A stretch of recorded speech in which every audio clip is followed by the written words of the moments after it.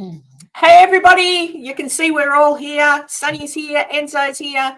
Enzo's always here, which is lovely. And Sunny's is sometimes dropping. You can even see my Dropping in to mouth say in the hi, background right there. Oh, yeah, you can see your mouth. Look at that. I thought I'd put that up to remind everybody I did it. I'm super stoked. Now it's just got to Very work out. professional looking. Yeah, I made that. Aren't I clever? Yeah, it looks very nice. I'll tell myself I'm clever. Sonny got a new pair of boots yesterday, everybody. Crocodile shoes. Oh, no, gator. No gator. way. Alligator. Cayman alligator. Hang on, I'm repeating on myself. Wait a minute. Oh, my God. Don't you hate your own voice? Oh, look. There we go. I got rid of myself. It's okay. Struth. Okay, put that down. There we go. We can't have that happening. I had the YouTube opened because I was chatting on that before. I wish the StreamYard chat thing looked like the YouTube one. But there you go. I always put it up, the regular YouTube chat. I do the pop-out chat, and I post it over on the opposite side of that, of StreamYard and all that. I never use the one that's built in StreamYard. How do you do that? Tell me now. On the StreamYard page where the chat is, in the upper right-hand part at the top of the chat, you see the three little dots. Right. You can click on that, and it says pop-out chat, and it makes it a separate window. And then I just make it skinny, a skinny vertical window off to the side so that I can see both. I can't see it. Doesn't matter. Who cares? I've got the YouTube chat on top. Hey, Maisie Rose. Cheryl said you bought boots last time you were on Sunny. Did you? Yeah, he buys a lot of boots. I did, yeah. Yeah. I got a new pair on right now, but they're not the gator ones. Oh, they're not the gator ones? Yeah, he got gator boots. Gator. Do you like my American accent? Gator. Gator. Hey, Just Jason. Jason from Just Jason Keto. Everyone's saying hello. Yeah. Oh, see, Sunny's good. Yeah. Yeah. So yeah, I got. I was going to wait until today to put the ticket thingy bob out, but then I had Dustin talk to me yesterday on a Zoom call, and he said yes, proper straight away, and I went, okay. And then I got super excited and I couldn't wait. I'm like that. I'm a shocker. I'm like that. It's the same as if I buy somebody a present. I can't wait to give it to them, and I usually don't. So if their birthday's a week or two from now, they get their present the minute I see them. I'm a shocker. Hello, Heather. Hey, Heather, what are you doing?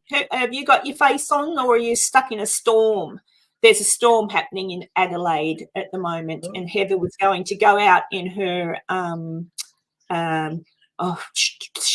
do you call it? Like outside covered area. I've gone blank. She was going to sit there and watch it. But we've had some pretty whopper storms in Australia of late, so I don't want Heather to blow away. Yeah, I'm having my own storm right now. I got about 4.5 inches of snow on the ground right now. Yeah. So you're inside nice and warm, which is good. Yeah. What about you, Sonny? You've got no snow there, have you? No snow. It's only like 50 right now, 55 or something. It's not too cold yet. But that's doesn't snow. It doesn't snow here. We got to drive to the mountains to get snow here. It's 2 hours away. That's 12.7 degrees Celsius, by the way. What was that? What did you say there? 55 degrees Fahrenheit's about 12.7 C. So. Oh, that's okay. That's warm. Yeah, it's not too bad. No, it's not warm, but it depends. If it's blowing wind, if it's windy as well and cold wind, then it's cold at 12. But otherwise, that's not too bad. That's not too bad. You can live with that. Hey, Cobalt. And hang on, I'm just looking at something. I don't know what I'm doing. There we go. But yeah, so anyway, I did it. So I've got the tickets up for sale now, and we'll see how we go. If I don't sell any tickets, well, then I'm in trouble. But that's okay. We'll see how we go. It's going to be, I think it'll be fun. It'll be fun. I've spoken with both Dustin and Dave. Everybody knows what it's to do, like what it's about. And I think, well, I hope I'm clear in the thing that it's not a ghost hunting thing. It's a history thing, hence the title. But it'll be helpful to people who hunt ghosts, I suppose, because then they come along and they listen to the historical facts and the people that did live and die in the town, that sort of thing, and more about the town and what it's to do. And that way, if they do come back or if they investigate, they've got the right facts. That's the plan, anyway. But I liked all the bona fides on all the people in there, and then there was mine. It's like this person's from Ghost Hunters Town. On Holzer Files and Discovery and Travel Channel. And there's Enzo. You're a regular on Dustin. Fine. Do you want me to go in and No, I think it's hilarious. Don't change a thing. If you put Enzo from Paranormal Chop Shop, you'll be the most popular dude out there. That's right. I don't want to outshine all these people that have done TV and documentaries and all that. I want to keep it low key. I guarantee you. I'm just a guy from the audience on the show. That's it. He knows just as much as they do. Enzo, I call him walking Google. You just ask him a question and he knows. He knows. Well, I did that on a show last night. I had the 40 questions thrown at me last night. Yeah. I was going to write, like, I asked you what you wanted me to put, and I made a joke and said eye candy and comedian, and you put your thumbs up to that. And then when I was putting it there, I thought, that doesn't sound professional. No. No, we are doctors. That's not professional. We'll just put him as an audience member that watches a show. No, we are Dr. Scientists, Enzo. I should have been host. Dr. Scientist, that's right. Enzo is a Dr. Scientist. That's what we call ourselves from UFO Garage. Look, it's too late now, Enzo. Jeez. Don't change a thing. I love it. Are you I sure? think it's just hilarious. Oh yeah, I love that. Just because if you look at that, there's some bigger names, and they've done TV and documentaries and written books and all of that. And then there's me. I love it. I was surprised actually because I've only been emailing back and forward with Dustin, and then yesterday he said, can we do a Zoom meeting thing? And I went, yeah. And I said to him when he came on, I fangirled. I said, listen, let's get this out the way with straight away. And he goes, oh, what? And I said, I'm going to have a fangirl moment. I said, I'm sorry, I'm going to have to. And I just told him that, I said, when you were a kid, I said, I wasn't much older, but I said, you were just a kid when I started watching you. And I said, I think you're delightful. And he laughed. He doesn't look, he's 46. Like, he doesn't look 46. No way. He still looks like that baby on the show 20 years ago. But yeah, he was lovely. He was very nice. So I'm looking forward to everybody getting to meet him. Because yeah, he's I think he's what you see is what you get with him, which is nice. And David Schrader, he was lovely too. He just said, yep, I'll be there, and can someone pick me up from the airport? And I said, of course, I'll send Enzo. That's a joke, Enzo. That's a joke. Yeah. Not only am I a guy from the internet, but I also have a vehicle that I can drive around. No. Actually, you can come because I'm going to, for the first week I'm there, because I will be running around getting things and all that sort of stuff, I'm going to have a rental car. But if you're around, I don't know what day you're getting there, but they're getting in on Thursday. So if you're around, you can come with me for a ride to the airport thing. I might even let you drive the rental if I'm not used to driving on the wrong side of the road straight up. We'll see how it goes. And what Did are you you need me doing? to come in like a day early or something like that? I'd planned You on could, coming in like Thursday night and then be there that for would be Friday. great. Well, then you can have dinner with me and Janice and Dustin and David, and that'd be lovely. Yeah, come in on the Thursday. That'll be good. Okay. I've been watching you. Maisie just said my comment to Dustin was makes me sound like a stalker. I've been watching you. Yeah, I was supposed to do. No. I just yeah. He's a lovely boy. He's just a boy. He's just like that, Enzo. Or with my new telescope that I still haven't used yet. Sounds like it's been stormy, so I understand. Yeah, it has been. It's been cloudy and everything. No clear nights at the moment. Oh gosh. But yeah, so we'll see how it goes. Hopefully, apparently all the aliens are at the mall in Miami anyway. So, well, you hear that story, Sonny? Yeah, did you see that, Sonny? Nope. On a couple of nights ago, like literally maybe not last night, but the night before, there was a big fuss at one of the Miami malls. Police cars everywhere, like tons, wasn't there, Enzo? It's like 60 cars.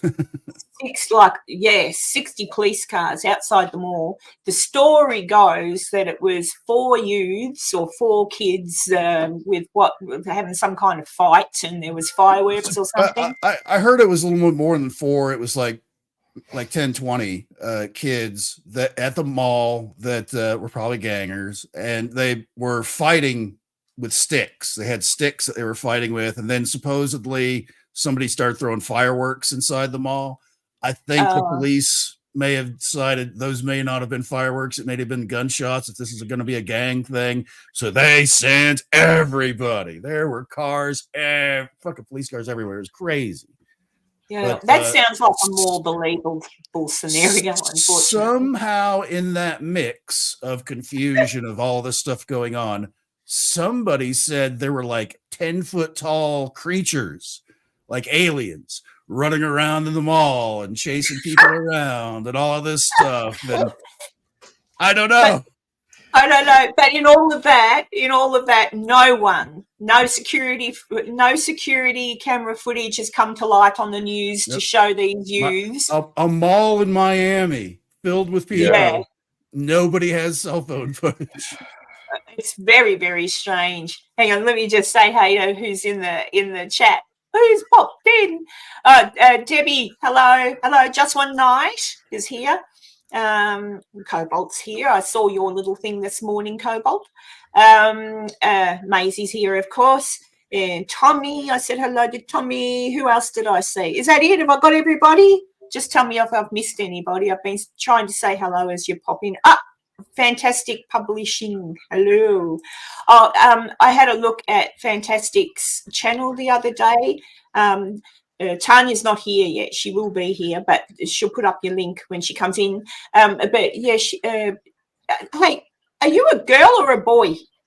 I hope that's not a politically incorrect question nowadays.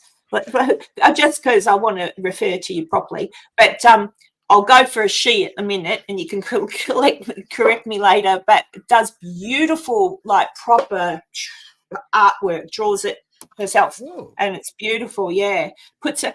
Well, it looks like you put it to music, but as she draws, like speeds it up. But it's really pretty. Girl, thank you. Hello, Sarah. Sarah is her name. Very, very talented. So if you want to go and look at some pretty artwork, or do you ever sell it, Sarah? Because that's something you could do, because it's really good. Hey, Kibba, does anyone else have a panic attack or know how to deal with them? Yes, I have panic attacks, the ones that feel like heart attacks. I do. Stand up if you can get up. Go into the kitchen, put the kettle on, walk up and down in the kitchen, breathe, make a cup of tea, walk outside into the fresh air if it's not too cold, and just look around. Just look around, sip the tea, and it passes. That's what works for me. Anybody else got any handy hints? Have you ever had a panic attack like that, Enzo or Sonny? Take a deep breath, compose yourself, get back to work. Oh, Jesus. Well, sometimes it's not that easy. That's what I do, because if you start freaking out of stuff, your mind starts racing, you're going through all the combination. Yeah. That's not helpful. That's not going to cure anything. It's only going to make things worse. Give yourself that few seconds of okay, I'm back at it. Yeah, it's just give yourself that few seconds of panic time. Okay, moment's over. Back to whatever you're doing.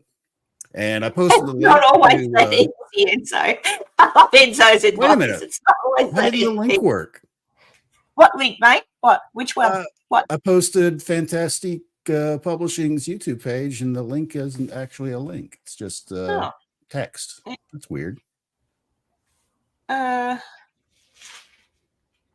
don't know. I don't know. Where are you? Oh, yeah, you're a moderator. Okay. No, the link's there. Let me click on it and see if it works. Does it let you click on it? It's not letting me click on it. Yeah, I can click on it and it worked. Oh, I just right clicked and said open in a new window. So yes, it does work. Look, okay. Kibbo, you're watching us now. If it's happening now, that's my best advice to you. Get someone, if you can't get up to get one, get someone to bring you a nice warm drink. Okay, anything, even if it's just warm water, and just sip and breathe a little bit. But for me, I've got to distract myself from whatever's started this panic attack. Sometimes I wake up with them, which is revolting.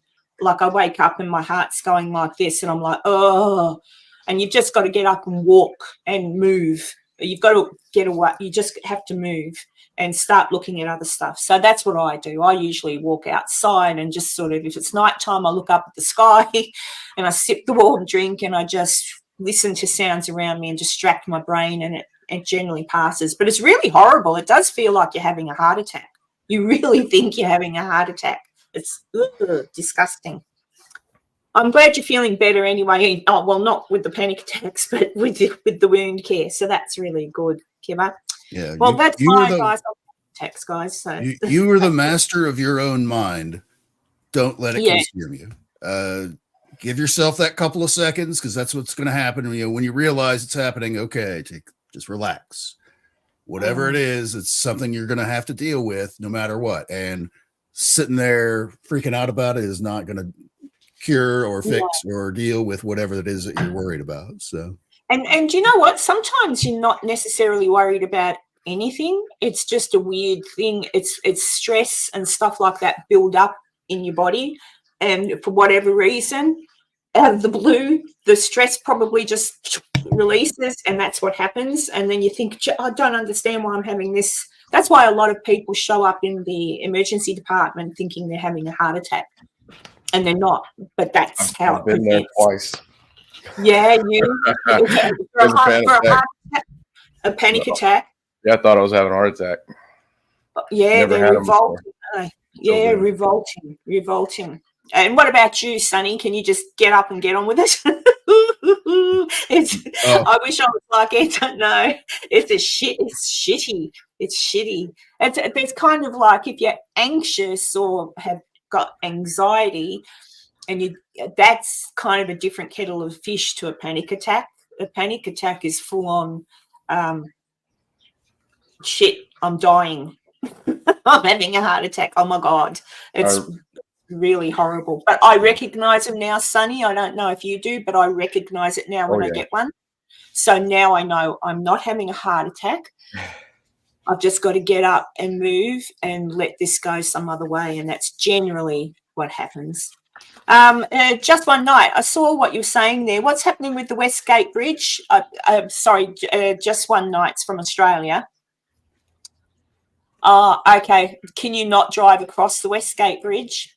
History lesson for anyone watching. The Westgate Bridge was built in, I want to say, the early 70s, but it was being built in the late 60s, and it's a huge bridge that goes across the bay.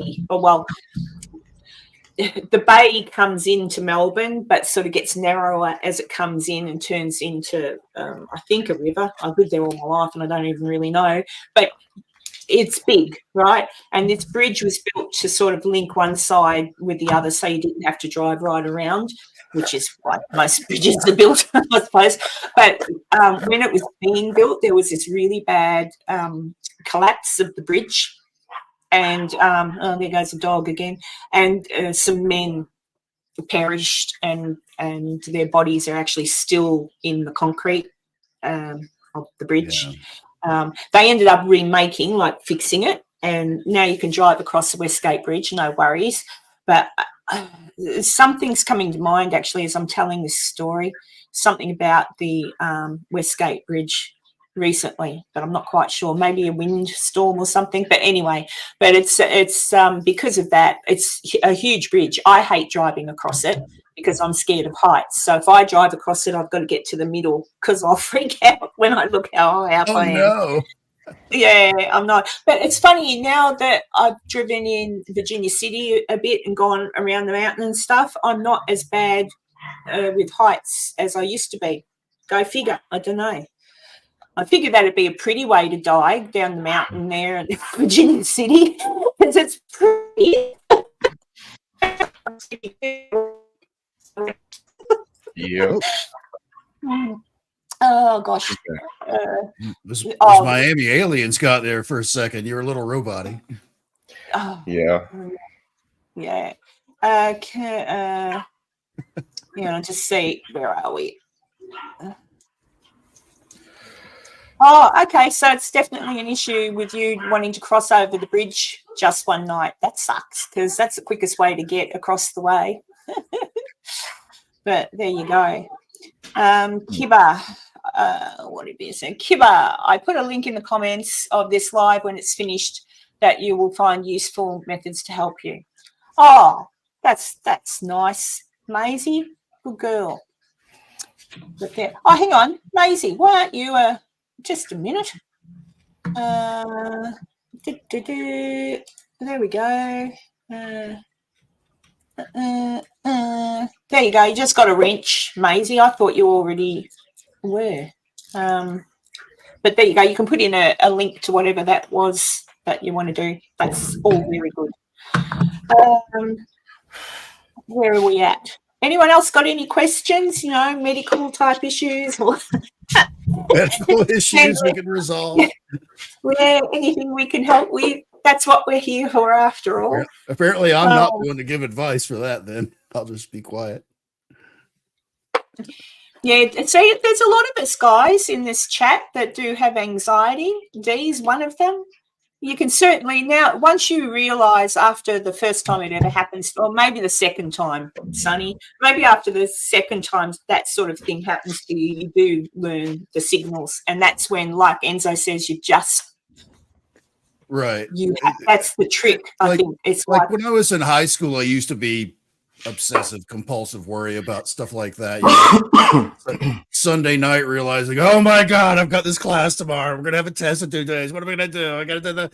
I get a little bit of that. Obviously, that's not the same thing as an actual panic attack, but I guess maybe my time in the military, it's like you don't have time for. No, the military. You wouldn't have even got into the military, I don't reckon, if they knew that someone suffered. Like they're really. If it's a debilitating type attack, probably not. Yeah. I mean, would show up right away, like in basic training. That's where they would discover that kind of thing. Well, that's the point of basic training. Like that's. Right. I think that's. My son was really lucky when he joined the army. He joined as an officer, so he went to our version of what's your one called? West Point. Yeah. Yeah. So he went to our version of that. But they still put you through the ringer. Like they still make sure that they're mean as hell to you within reason. And because if you can't take it, you can't stay in. It's as simple as that. And that goes right down to the foot soldier. Like if he can't be talked to and yelled at, because then if he won't do what he's told, he's not going to run into battle to save his mates, is he? So that's how they weed them out. Right. But as soon as you finish your basic training, did you find that at all, Enzo? As soon as you finish your basic training and you're in your spot, all that crap stops. It just stops. It's not like what you see on TV. It's not like basic training every day. kind of a thing. A lot of people have that misconception that there's a guy with a little Smokey the Bear hat yelling at you all 24/7, and you have to live in an open bay barracks with open bay showers and all that. No, it's nothing like that at all. Once you have those situations in basic training, and like you say, that's to weed out those things. Weed out the weak ones. That's not for everybody. It's not. In there, all the different things is you have a specific task there. They teach you. You will fold your underwear into this 6-inch brick, and it will only stick in this. Blah blah blah blah. And they do silly sounding kind of things like that. You will, fold your bed so that it's so tight you can bounce a quarter off of it. Things like that. They do that. Yeah. Yeah, I now know how to fold socks properly because of my first husband in the Air Force. He had to do that, so fold the underwear a certain way and fold the socks a certain way. But I used to do it for him, so I'd fold it all and he'd take it home. So I still do that to this day. It all fits in the drawer nicely. Oh, it does, and it looks nice. But the reason that they do these silly sounding kind of tasks is they give you basic instructions with a simple thing. And if you can't follow those instructions, we're not going to let you touch the multi-billion-dollar bomber, fighter, aircraft, or nuclear weapons or anything like that. If you can't learn how to fold your underwear into a 6-inch square and make your bed in the specific way they want you to do it, the military may not be for you, because it's going to be the same thing with like all the yelling stuff. What are you doing? You need to do this. It's a following orders thing, because if someone yells, "Get down," you're not going to spin around. It's like, I don't have to get down. What are you yelling at me for? There might be a sniper over there, and you're going to end up with a bullet in you. It's that kind of thing, because whoever's giving you those orders has a larger worldview than you as a no striper that just came out of basic kind of an idea. So that's what it's training you to do is take those orders, follow the instructions given to you and properly perform that stuff. It's kind of as simple as that. It's just sounds like Mary. It's given this dramatic in your face kind of thing.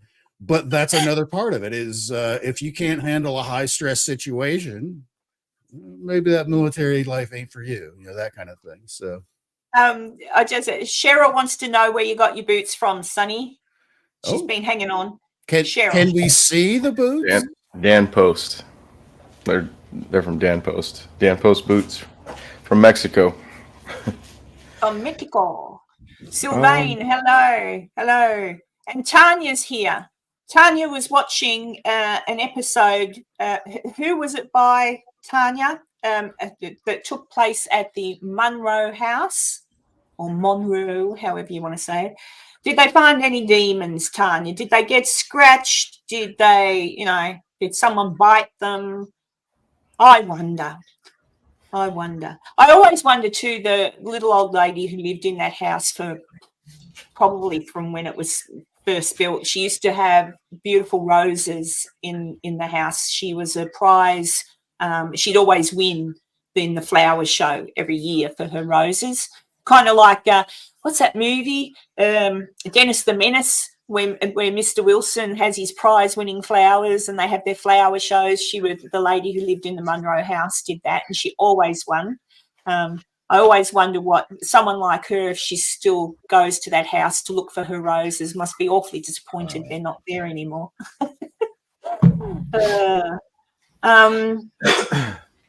Tanya says she had a panic attack once. It freaked her out. Heart attack symptoms for you too, Tanya? Sonny's had one. I've had one. Poor old Kibbers was having one. So those bloody panic attacks get around.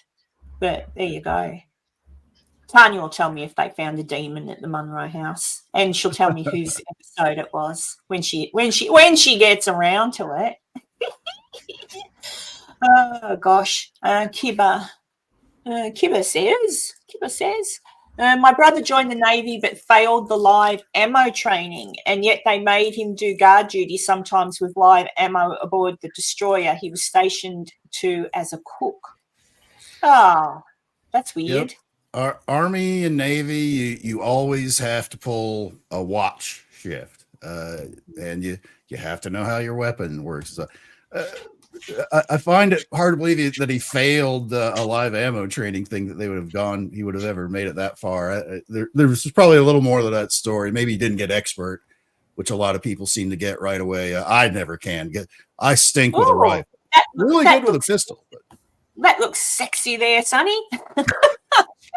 My lights shut off. They can't see me. They won't turn back on. Is it nighttime? It is, isn't it? Oh yeah. Yeah. Sonny was telling me a story yesterday about a coyote, wasn't it, that was eyeing off the grandchildren in the front yard. Oh, yeah. His little granddaughter, wasn't it, runs in and says, "Oh, there's a coyote out there, and he's looking at me." And Sonny went out to find the coyote, didn't see it, but come back in, and you can tell him the rest, Sonny. Yeah, I went back in, and it was a while later, and my grandson and her were out there, and there was no gate at the time. We hadn't had a gate installed yet. It was fenced off and no gate. It was a coyote looking in around the fence, just watching my grandkids. I was like, "Oh shit!" She really seen a coyote. It wasn't a. Yeah, I thought maybe she seen a dog or something, one of the neighbors' dogs, and thought it was a coyote. No, it was a coyote. Yeah. And unfortunately, you can't. Yeah, I mean, if he's going to be doing that naughty thing, then it meets the end. Yeah, I'm guessing you went looking for it and it totally vanished. Oh no! It vanished into the cosmos. It took its last breath. Uh-huh. Yeah. Well, look, it's always sad to do something like that. But if it were truly eyeing off the children, then it could come back at any time. It could even try and take out one of the dogs. I mean, you can't let that happen. Got to protect the children. Part of the last jobs I had when I was in the Air Force, I worked in the safety office, and part of that included wildlife control around the airfield, mostly, keeping birds from flying in front of the planes, but it also included the occasional deer that would get on the base, the occasional coyote and stuff like that.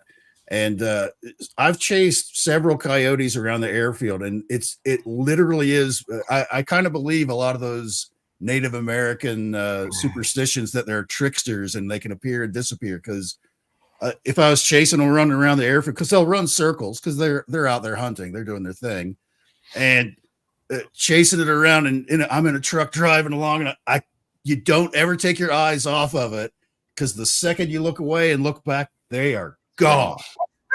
Like literally, like they turn invisible almost, because they can sit down, they'll like lay down flat in the grass, and if it's just even this high, you might see the tops of their ears, maybe, but usually no. They just vanish. Hey, it's Jess Rogie. It is. Hey, Jess. What's up, Jess? So there you go. Yeah, no, animals are. I love animals, but I'm also aware that if your family's in danger, you've got to do something, especially a coyote. As much as I make jokes about if I saw one, I'd go, I don't think I would. I think I'd be very aware it could savage me. They're not really big. They don't get big. They're not like a wolf. They're kind of small. No. Are they? So I could tackle one. Bigger than a fox. They're bigger than a fox. Yeah, they're like medium dog size. It's that they run in packs, and when there's 8 of them, then you better be scared. They can eat you then. Well, actually, I was talking to my friend Taylor. Taylor's on that poster right next to you, Enzo. Taylor's going to be at the event. She lives in Gold Hill, and she, in the middle of the night, she goes, because there's been I think it's a black bear. It's black. I guess it's a black bear where she is. Right. And some people had seen it around in Gold Hill and put photos on the Facebook, but Taylor rang me and said, guess what? It's in my front yard. And I said, oh. I said, go and take it some bread. She said, no. It's a good thing I wasn't there, because I would have said, quick, get some bread. And I would have gone, hello. No. Nope. They look cuddly. Black bears are generally kind of skittish around humans, anyway, as I recall. I mean, you can go outside and clap your hands and they'll take off. But they're so cute. I almost stepped on the paw of one bow hunting a few years ago. I don't know why. It was either asleep under this bush or it just didn't care I was coming. And I was creeping down a road because I was hunting a deer, trying to get around some trees so I can shoot back at the deer. So I was walking down this dirt road very slow and just barely moving. And I remember, because I'm looking off this way, you don't take your eye off the deer either because they'll disappear. I just have my eyes focused on this deer and I'm moving like this fast. Well, as I step forward, I see out of the side of my vision, my peripheral vision, I see like a stick move, but real fast, like from in front of me. Like someone pulled a stick underneath this bush. When I look down, it's not a stick, it's a bear's foot. And I almost stepped on it and he pulled it under the bush and this bear jumps up. I have my bow and I'm locked. All I have to do is pull it back and just go bang and pull the trigger, and instead I was so scared I started shaking and I turned the whole circle. It scared the hell out of me. Did the bear run away? Oh man, it took off running. By the time I got turned around, it was probably 20 yards away already. They're fast. I can't believe you turned your back on it. I didn't know what to do. I didn't know if I was going to run or shoot. I didn't know what it was going to do. And it was about the size of a dog. It wasn't even that big. And it scared me pretty good. It was still a little baby, really. Yeah, it was probably like 3 years old. It's just the grizzlies you got to look out for, I'm sure, and the polar bears. Polar bears will gobble you up. When I say baby, it was probably like 200 pounds. So they can probably. I don't know. I've never. That's as close as I've ever been to one. And then I've seen them before out there, and they just run away. If you're bigger than the black bear, so when you stand up with your arms in the air, they will take off running. Oh, good to know. Good to know. But I still think if I saw a black bear, I'd get ready to run. And I'm pretty sure it'd catch me because they're fast. Definitely catch you. Yeah, but I would get ready to run, and climbing a tree would do no good because they can climb trees. I think, I don't know. I think next time I go back to Virginia City, I really do need to seriously carry around some animal snacks with me because that'll be summertime too. So, all those sorts of animals will be out and about, won't they? Oh, yeah. Do you have a brown bear around you or out where you go, Sonny? Brown bear? No. It's so crazy. Check this out, Karen. Where I'm at in California, okay, we have state animals and birds. Our bird is the quail. Our state animal is the grizzly bear. There used to be grizzly bear here, and we hunted them to existence in California. There's no grizzly bear anywhere around here. It's still our animal, our state seal and animal. On the state flag, yeah. yeah. We just don't have any anymore. Because they've been hunted. Thanks for dropping in just one night, and have a lovely evening or a nice day, depending upon where you are. Sometimes I remember where everybody is, and sometimes I'll forget.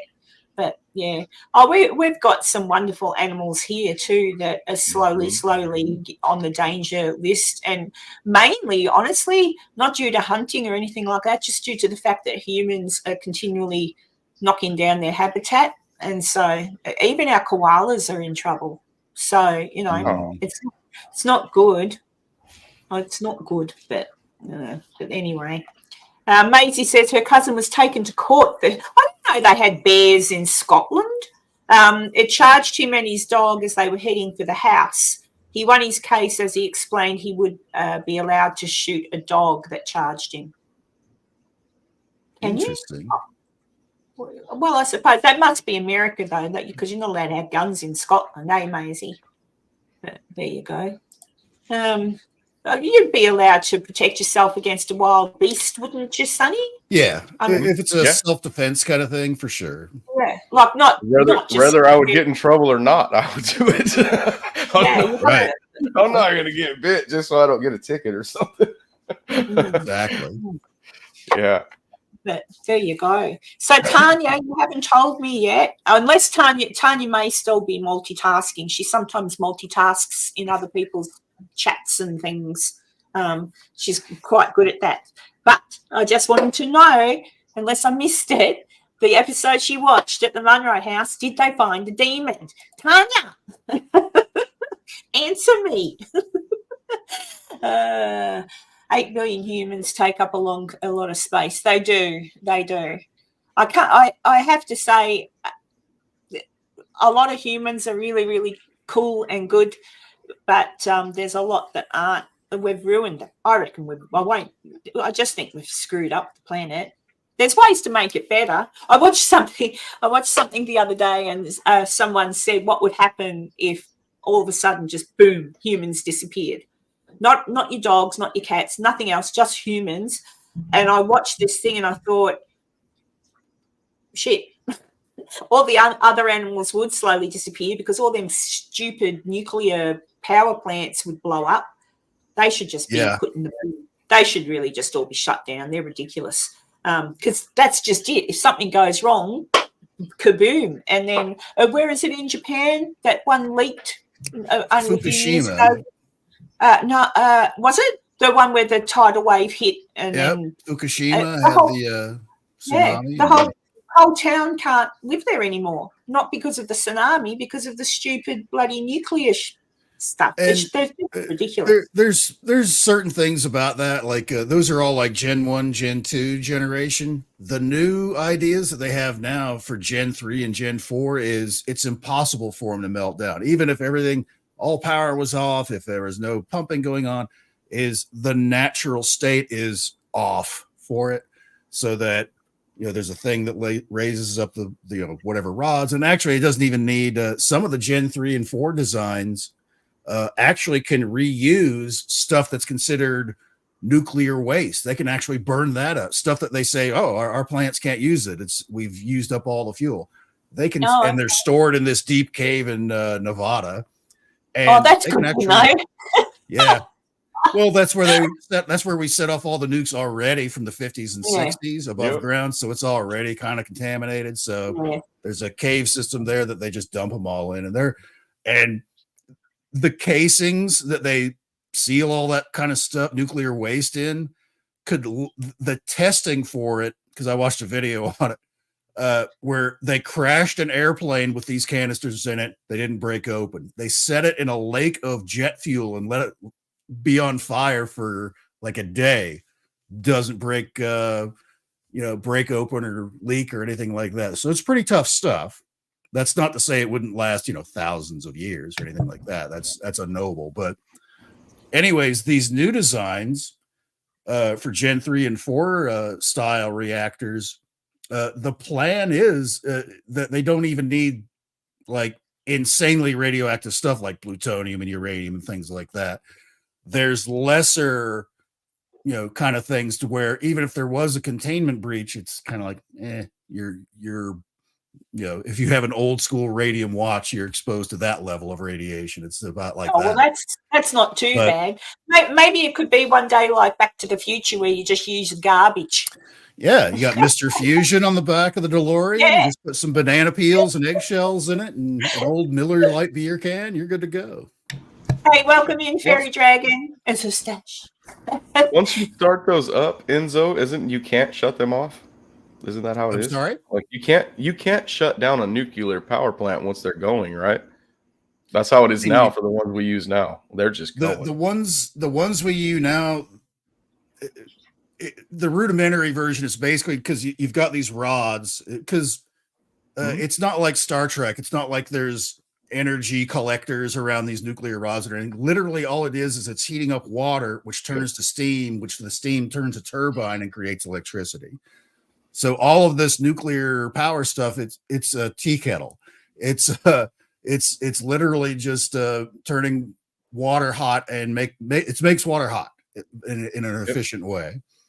And we need a little logo for Enzo. One of them things you need to know. Didn't you play something the other day? Oh, yeah. Where is it? Ask it. Mm-hmm. Yeah. But That's right.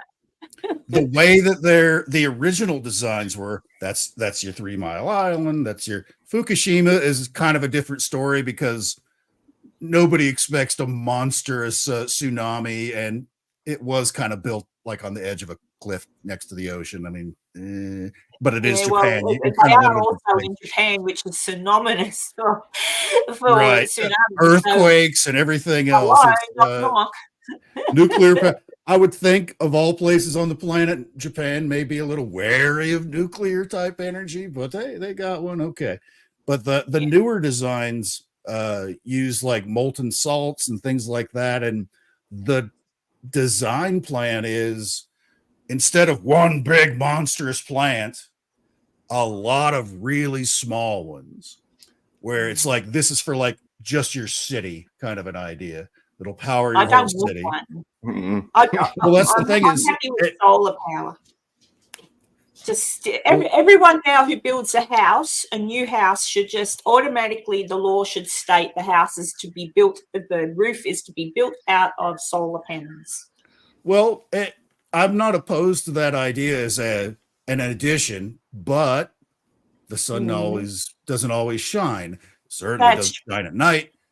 Where a nuclear plant, even a smaller molten salt style, it runs all the time. Like where I live, it's more realistic for like an around the clock thing because the wind is always blowing here. Is to have the windmill type farms is which we have a lot of here in Kansas. Yeah, Doesn't we've get got some of constant those rain. here too, We got and them here. you still get people whinging about those as well. Like, oh, they're noisy, they kill the birds, rah rah rah. Well, Jesus, cars kill birds, so let's get rid of cars. Cars are noisy, let's get rid of cars. Humans are noisy, humans kill birds. Like, where do you stop? Let's face it. Birds learn. Birds are clever little creatures. They'll figure it out. Oh God, this is turning into a science thing.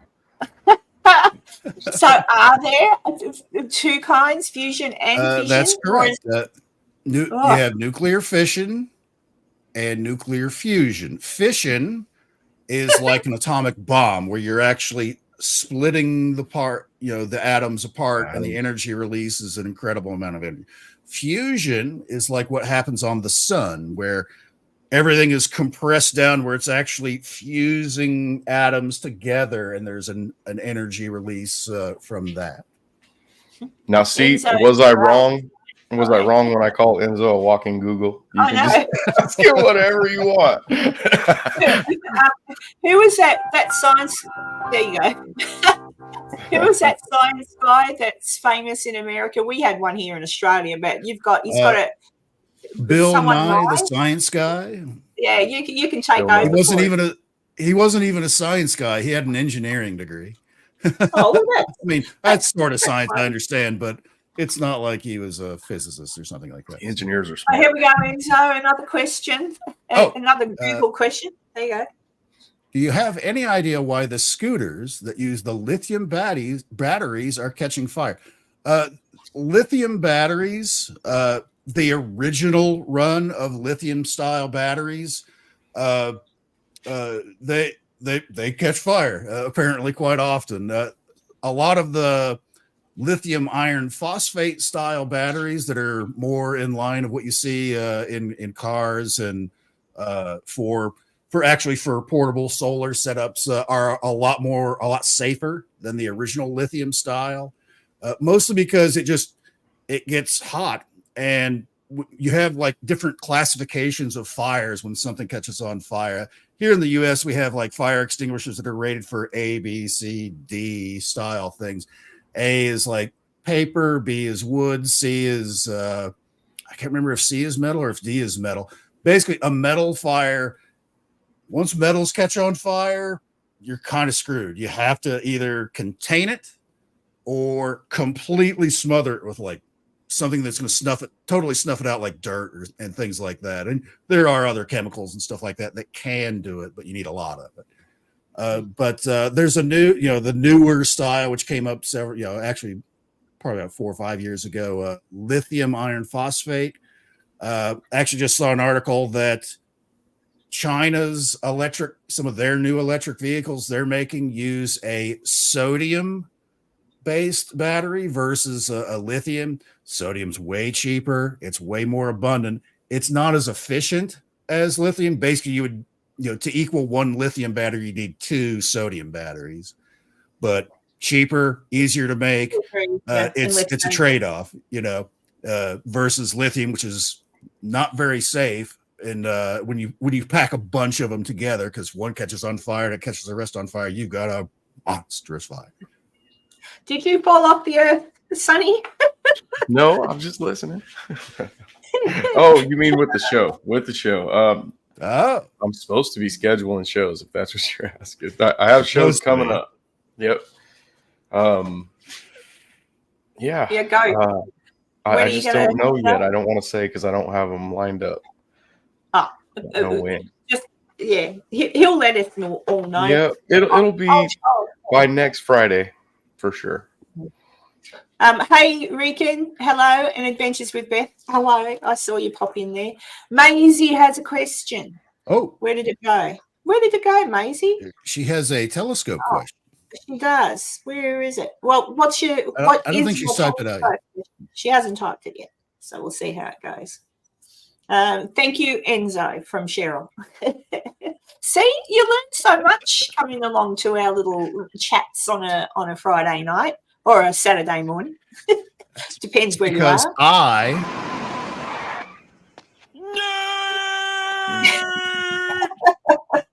Because Homer's yelling at me. Oh gosh. Oh golly. This has been fun though. We're learning things, which is important. I need to learn how to silence a chihuahua. I read somewhere that even the reason little dogs bark and carry on, this is the so-called scientific explanation, is big dogs have that adrenaline gland or something that when they see something and they have to bark at it, it's like, ruff, ruff, ruff, and they'll eventually settle down pretty quick. But little dogs have the same size adrenaline gland as a big dog. So therefore, apparently, when they bark, it takes them a lot longer to stop. I'm like, I don't think so. I think they're just little terrors. Built-in beer muscles. Rican, haven't seen you for a while. Someone with the handle of Sorta Rican has been accused of being you. Uh-oh. Uh-oh. Uh-oh. No, I think they're 2 different people. Aren't you, Rican? Oh, dear. Any other questions, guys? Where's this telescope question? Jeez, I put her on the spot. Yeah, I'll tell you what. Puts it out there, and now I'm wondering what the question is. You could highlight Tanya's question. It's a statement more than a question. Oh. Enzo's channel could be called The Sexy Nerd.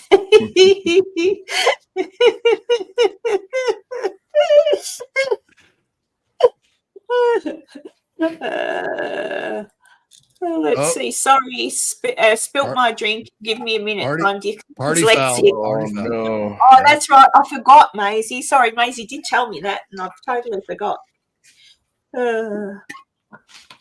It'll be all right. I'm sure it'll be worth the wait. By the way, Tanya said there were no demons that she could see. She only watched half the episode of the Monroe house, but no demons, just a lot of noise.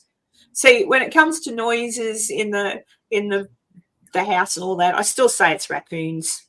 It's just raccoons. It's just little raccoons running around. I saw a little video. I love raccoons. I saw a little video of a raccoon, and there was a whole family of them shimmying up the drain pipe into the roof of a house. And I thought, oh, who'd have thought? And then I think to myself, well, there you go, because the little buggers do get into your roof and things. And like I said, we have possums, and our possums sound like they're wearing work boots when they're in your roof. So I still think when people go, oh my God, there's someone walking up in the roof, I still think it's possums or a raccoon. I really do. My paranormal investigator friends have been Southeast Kansas said the same thing. They've gone to investigate a house when someone asks, "Hey, I think there's something creepy going on." Basically, they're kind of like their regional Ghostbusters, really. It's all small, rural type town kind of area, and everybody kind of knows everyone, so they'll call somebody in. Something strange in my neighborhood. Who are you going to call? You call those folks, and they say a lot of the time, strange noises of the house is like birds in the attic, or the raccoons and stuff like that. Well, and rats. Like I've had some rats here after I first moved in, and they were demolishing some more trees and areas. There was an influx into the estate of rats, but not bad rats, not bad rats. What, like our marsupial rats, right? But there was still rats, and they came in. They were in my roof. My roof is a brand new house, and I thought, and you can it's a scratching. It's like someone scratching on the wall. And I don't know how many paranormal investigators I have seen in shows that go, "Can you hear that? It's a scratch. It's scratching." And then it's like, demons scratching the wall or whatever. And I'm like, just go and listen. Like and that old thing of putting a glass up against the wall, that really works. But you can listen, you can hear. You can hear. And if it's in the roof, it's bound to be a critter of some description, especially after I saw that video of the raccoons. There was about 5 of them. Our family climbed up the pipe and went into the roof, and I thought, and they're destructive. I've watched them in other videos, like really like break we call it plaster, I don't know what you call it, gyp rock, or like they're cheeky little things. Here we go. Here's Maisie's question. Oh. Have you heard about I can't say that, Euclid, the telescope? If so, what do you think about it? Have you heard about it? Think so. That's because I pulled it up. Yeah, that's the one they haven't launched yet, I don't think. Actually, I think it did just launch this past year, and it takes a while for it to acclimate and get everything lined up and all that stuff. And I don't know if it's actually online yet or not, but it's basically it's sort of like a replacement for the Hubble telescope, way higher resolution. So we should be able to see. I mean, the Hubble telescope already gave us some pretty amazing pictures as it was. Well, after they fixed it, because it was kind of a mess when the shuttle had to go up and make a few repairs after its initial launch, but it was still a pretty amazing, scientific tool to see things that we haven't seen. But I actually haven't heard any updates on that about where that is. But I've heard of it, but I haven't been keeping up with what they're up to nowadays. Cool. Kibber said, saw 2 fawns dashing across the main street this morning and making it without injury. Thank goodness. Deer aren't really smart as to when they're good to cross the road safely. No, one ran in front of me when I was in Virginia City, but I was going really, really slow, which is good.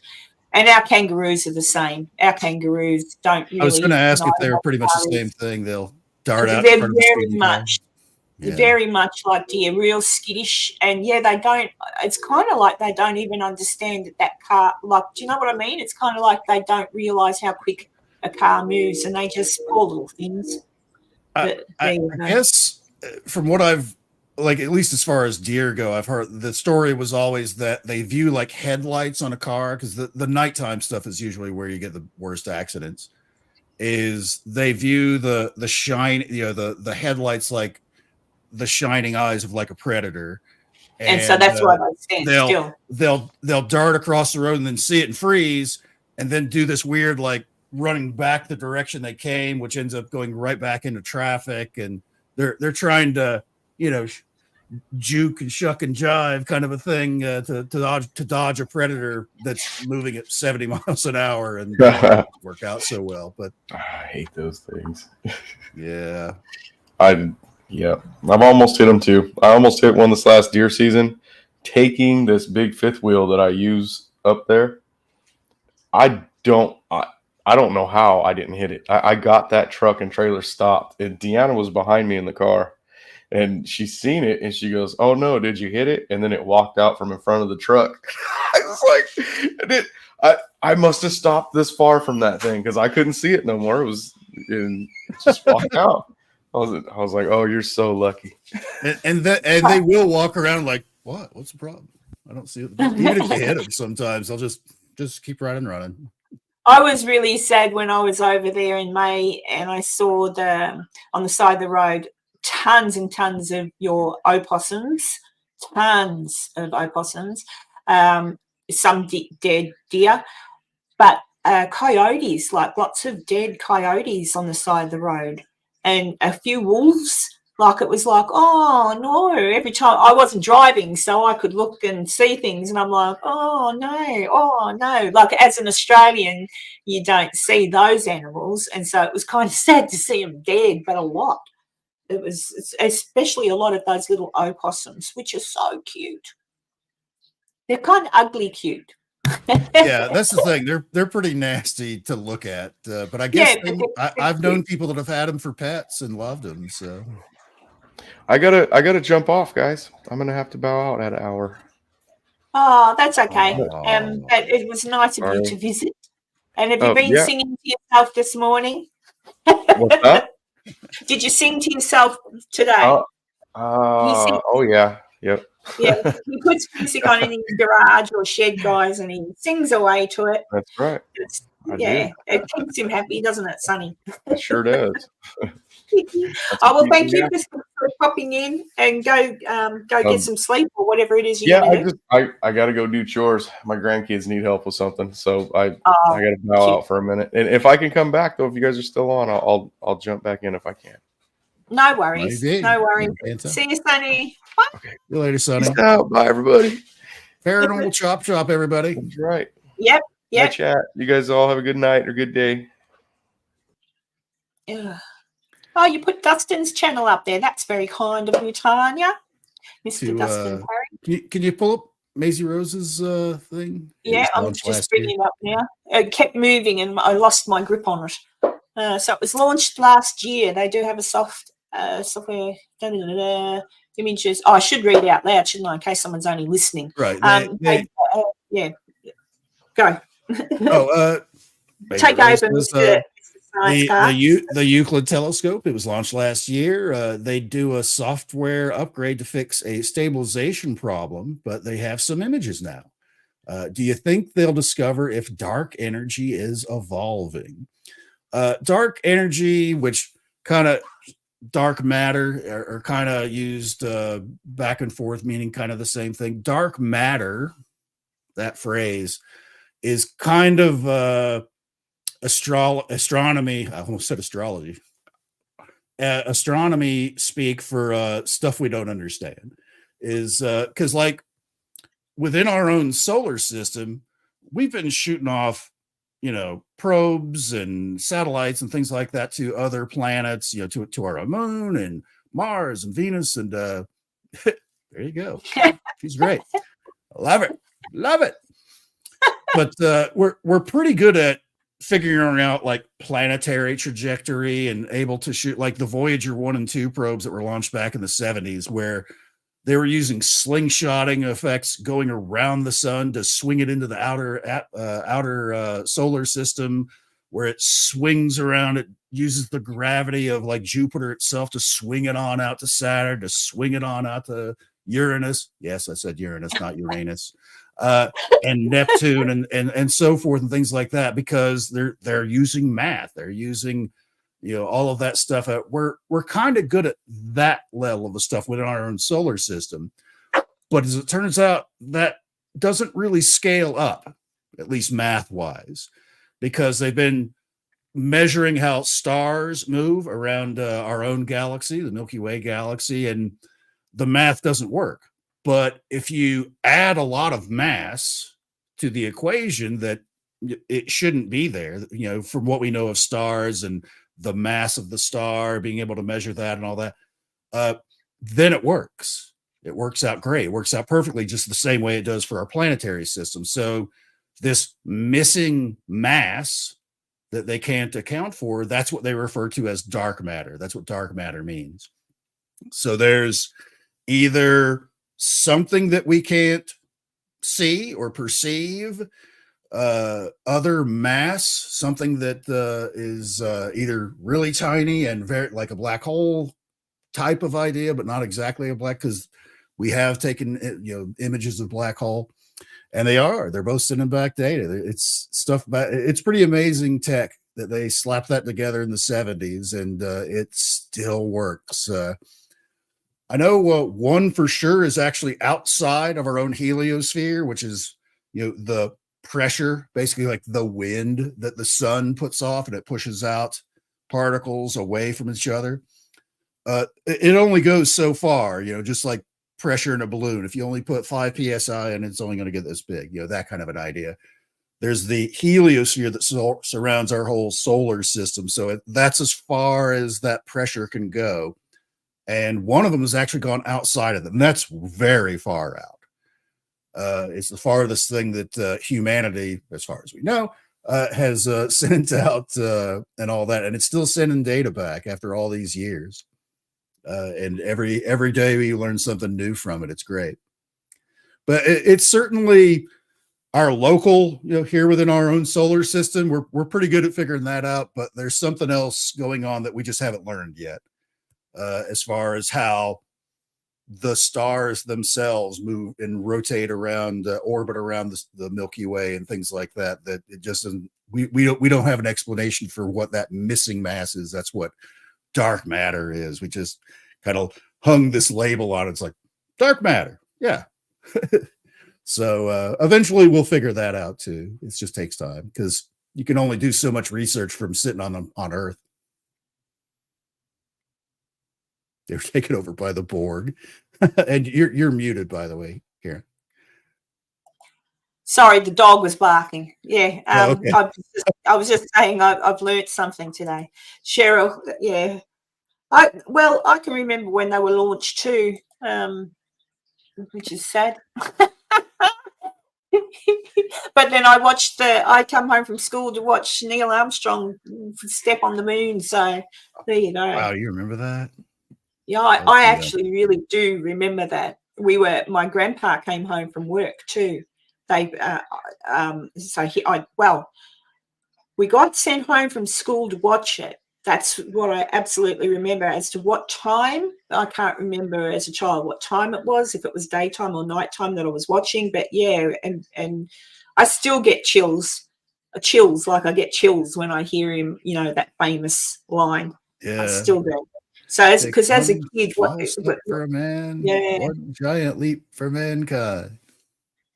It was actually a burst of static in the middle of that. It was supposed to be one small step for a man and one giant leap for mankind, meaning himself, as he stepped off of a little landing pad at the bottom of their LEM. Yeah, it still had the same effect.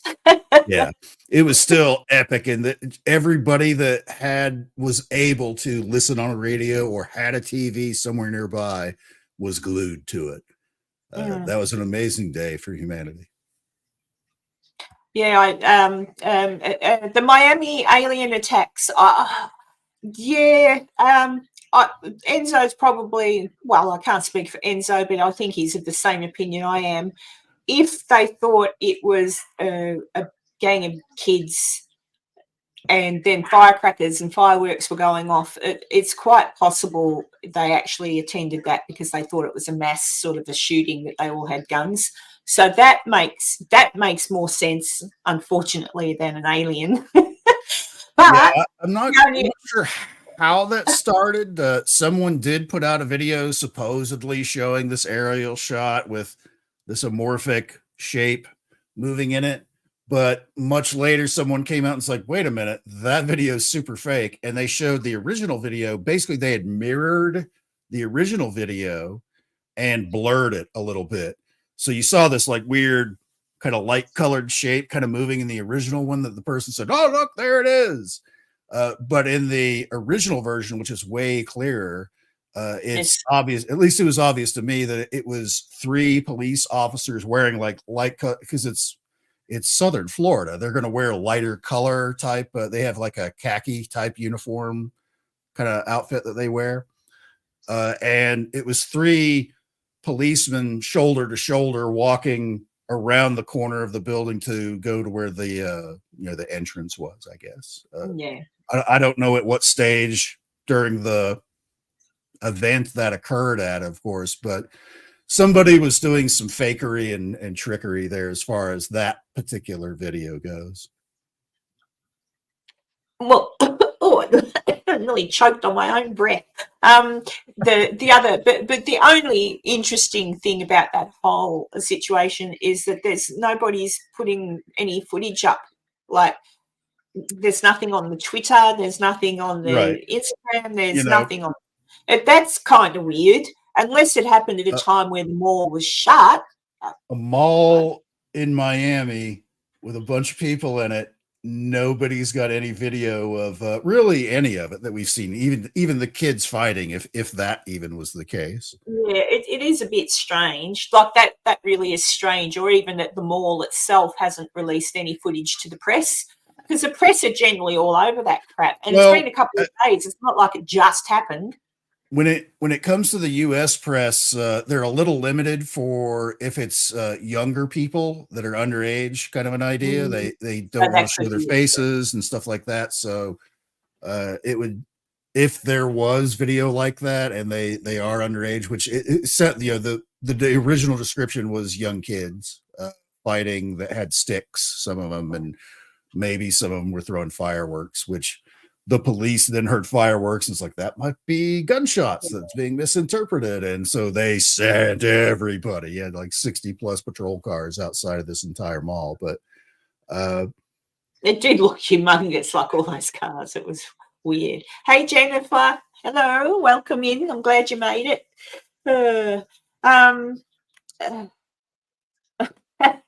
There's a few things here. Enzo, any update on the UAP hearing? I saw something the other day. I don't know what that was about. They're going to have a classified UAP type hearing for Congress. I think that's next week. I don't recall the exact day, but because I've slept since I saw the article. But that's classified, so we'll never know. You might get some trickle of maybe who was there, maybe who was presenting, but the content of what they talked about, we will probably not know. Yeah. Someone with money will probably pay them all off. Aliens attack Miami. Is that like the jetpack miners in South America? Well, yeah. Honestly, I believe the jetpack miners in South America more than the Miami. Yeah, so aliens. Do I. Yeah. That ain't saying much. I still don't know what was going on there in Peru. Somebody went there to investigate. A YouTuber went there, and to be honest, I can't remember what he said the outcome was, but he said it was. His wording was it was sinister or something like that. So that kind of hints at the fact it was probably cartel. It was probably because these are all remote villages out there.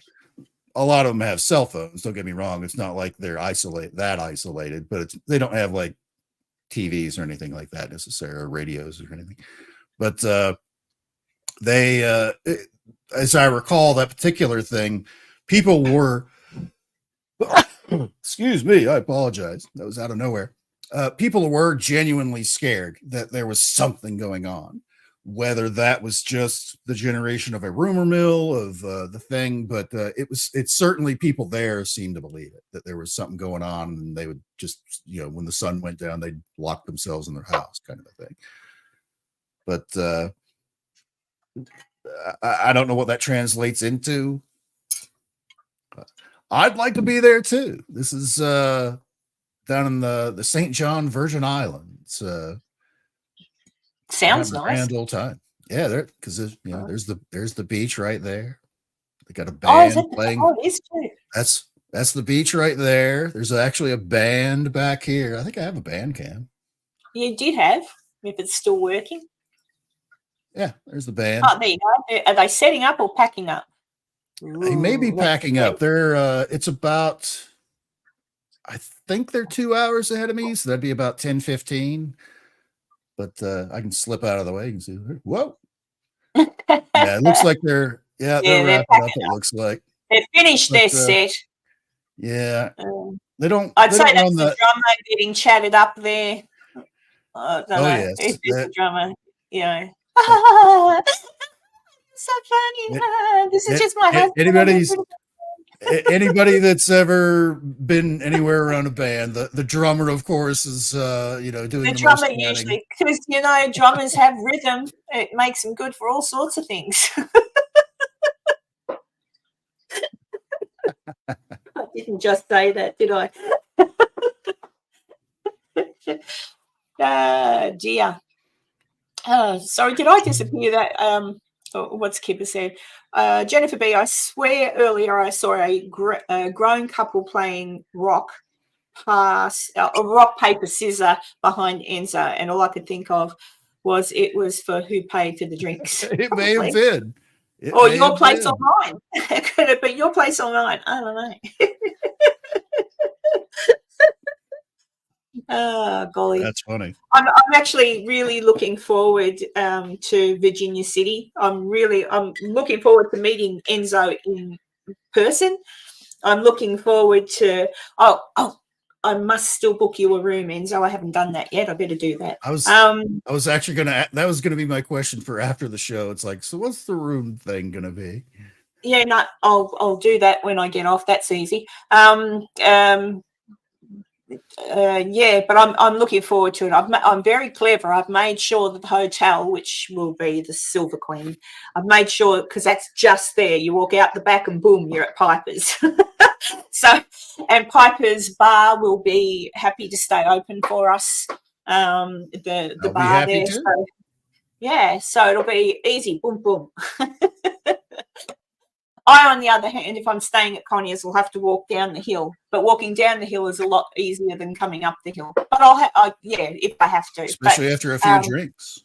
Yeah. No, Tanya, look at this. Little troublemaker. Tell you what, starting all the things. Oh, you're in here, Catherine. Where's Catherine? I didn't see Catherine pop in. There you go. Oh, there she is. Hey, Catherine. Yeah. So I am looking forward to it. I know what I've got planned will be good. It all just depends. We've got 6 months roughly, I think, to sell the tickets. So fingers crossed, and that gives people enough time to save up if they like. I did put tickets out there for the locals, because there's a lot of locals who may like to come along and listen to the historical talks, but that's just for the Saturday morning. So that's neither here nor there. But so far as the weekend's concerned, I'm still working out now the absolute logistics, like where we go, how we do it, and all that sort of stuff. And I'll put a plan together, but basically work it out on how many tickets I sell as to how we do the tours of the historical buildings and all that sort of thing. They're all booked. Yeah, I've just got to book the train. That won't be trouble. I want everyone to have a train ride. I want everyone to go on the steam train. That'll just be fun. Yeah, I like that idea. Jennifer B, what does she say? What are everyone's favourite adult drinks? Mine is Tom Collins. Oh, I don't know. What's Enzo's? Is that gin? This is Woodford Reserve whiskey. Whiskey. Ooh. There you go. I mix it with an ice cube, and that's it. Mix it with an ice cream. I don't know. Catherine, I had beer when I was in America last time at a couple of breweries that brewed their own, and and I hate beer, okay, but there was a beer and it was almost black. I'm trying to remember now, and it was really nice. I think it was like a coffee sort of taste to it. That was really nice, but it's so heavy. Like beer is so heavy. That's especially the darker it is, the heavier. It's like eating a whole loaf of bread. Yeah, and so I'm not really a big drinker. Anything with bubbles, if it's got bubbles in it and it's sweet. So I don't know. So far as when I was in Virginia City last year, I had what did I have? Was it vodka or gin. It was gin, I think. It got to a point where I didn't really know what I was drinking. That's how bad it got. But I'm pretty sure it was gin in Coke, or it might have been vodka. But either way, I was not well, and because I just don't normally drink, but I was around people that were drinking, and I had one or two and thought, oh, that's enough. But then it crosses that barrier where it's like this, to it's, that's nice. So there you go. I'm not. Oh yeah, actually Bailey's would be nice. Bailey's with milk. Bailey's is nice. That's Bailey's rum. It's the only rum I can drink because it's creamy. But there you go. I love eggnog. Coffee. Eggnog's nice, but that's not a alcoholic drink. But I do like eggnog. It can be. There was a drink that you can buy here in Australia. You can get them to make it up, and it's called a Lifesaver, I think. But it's blue coke. I don't know the names. Blue cocoa. It's a blue liqueur. Blue Caraco. Yeah, it's that, and then there's something else. Like there's a couple of different ones, and they float on top of each other and look like a Lifesaver lolly. One of them, and you're on your head. One of them, and you're on your head. So usually, the fancier and the sweeter it is, the more dangerous it is, because you don't think it doesn't taste like booze. You're like, this is great. I remember once. How old would I have been? Let me think. I was probably about 41, and my son Stephen, I had his girlfriend staying with us for a while. She'd gone through a bit of a hard time, so she moved in with us, and she said she wanted to take me out for a girls' night, because I didn't do anything, and I went, all right.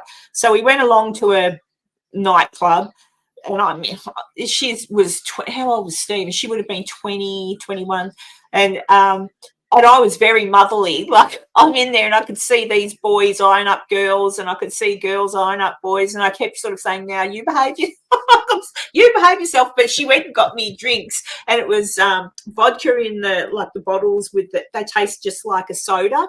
You can't really, and I had about 6 of them, one after the other. Yes, and then I was setting my son up, the one that was in the army. I was ringing him, sweetie, there's a girl here. It's the barmaid. She's really nice. I'm putting the phone on. I'm not a good drunk. That's all I'll say. And then I came home. I was very, very sick. And as we say, I rode the porcelain bus home. Ooh. I don't know if you say that in America, but... Yep, drove the porcelain bus, yeah. Yeah. So you may not want to drink from my glass then whenever we meet up. Oh gosh, no, I'm not very good with alcohol, so I try to avoid it. I'm stupid enough anyway. I don't need to enhance that any. I'm working on my second glass of whiskey. I don't think I've gotten any dumber. Come on now. No, I suppose that's true. You've got smarter. You've answered these scientific questions. That's right. I'm the opposite guy. The more I drink, the smarter I get, which would explain why, as much as I drink, why I'm still single. So when I won't shut up about pulsars and magnetars. God, that conversation wouldn't stop. Yeah. It certainly scares the ladies away, but what's that? You have seen your drunk, Karen. I think you mean, have I been seen drunk? I'm not sure. Hello, Daniel. You're back. There you go. He's come back. He was obviously cheating on me. He was off watching someone else's content. Not necessarily. I was going to say something. Yeah, when I get to Virginia City, the other thing I'm going to do is everyone who comes for the VIP event is going to get a little goodie bag. So I'm going to go around. A lot of the townspeople have said, oh, yeah, we'll help out with that sort of thing, like a little voucher or samples and stuff. So I'm going to fill up the goodie bags. So that'll be fun. That'll be my fun part of it. So I'll do those when I'm there, when I arrive, because I'll arrive the week before. Because I want to see the 4th of July in America. Ooh. That'll be so cool.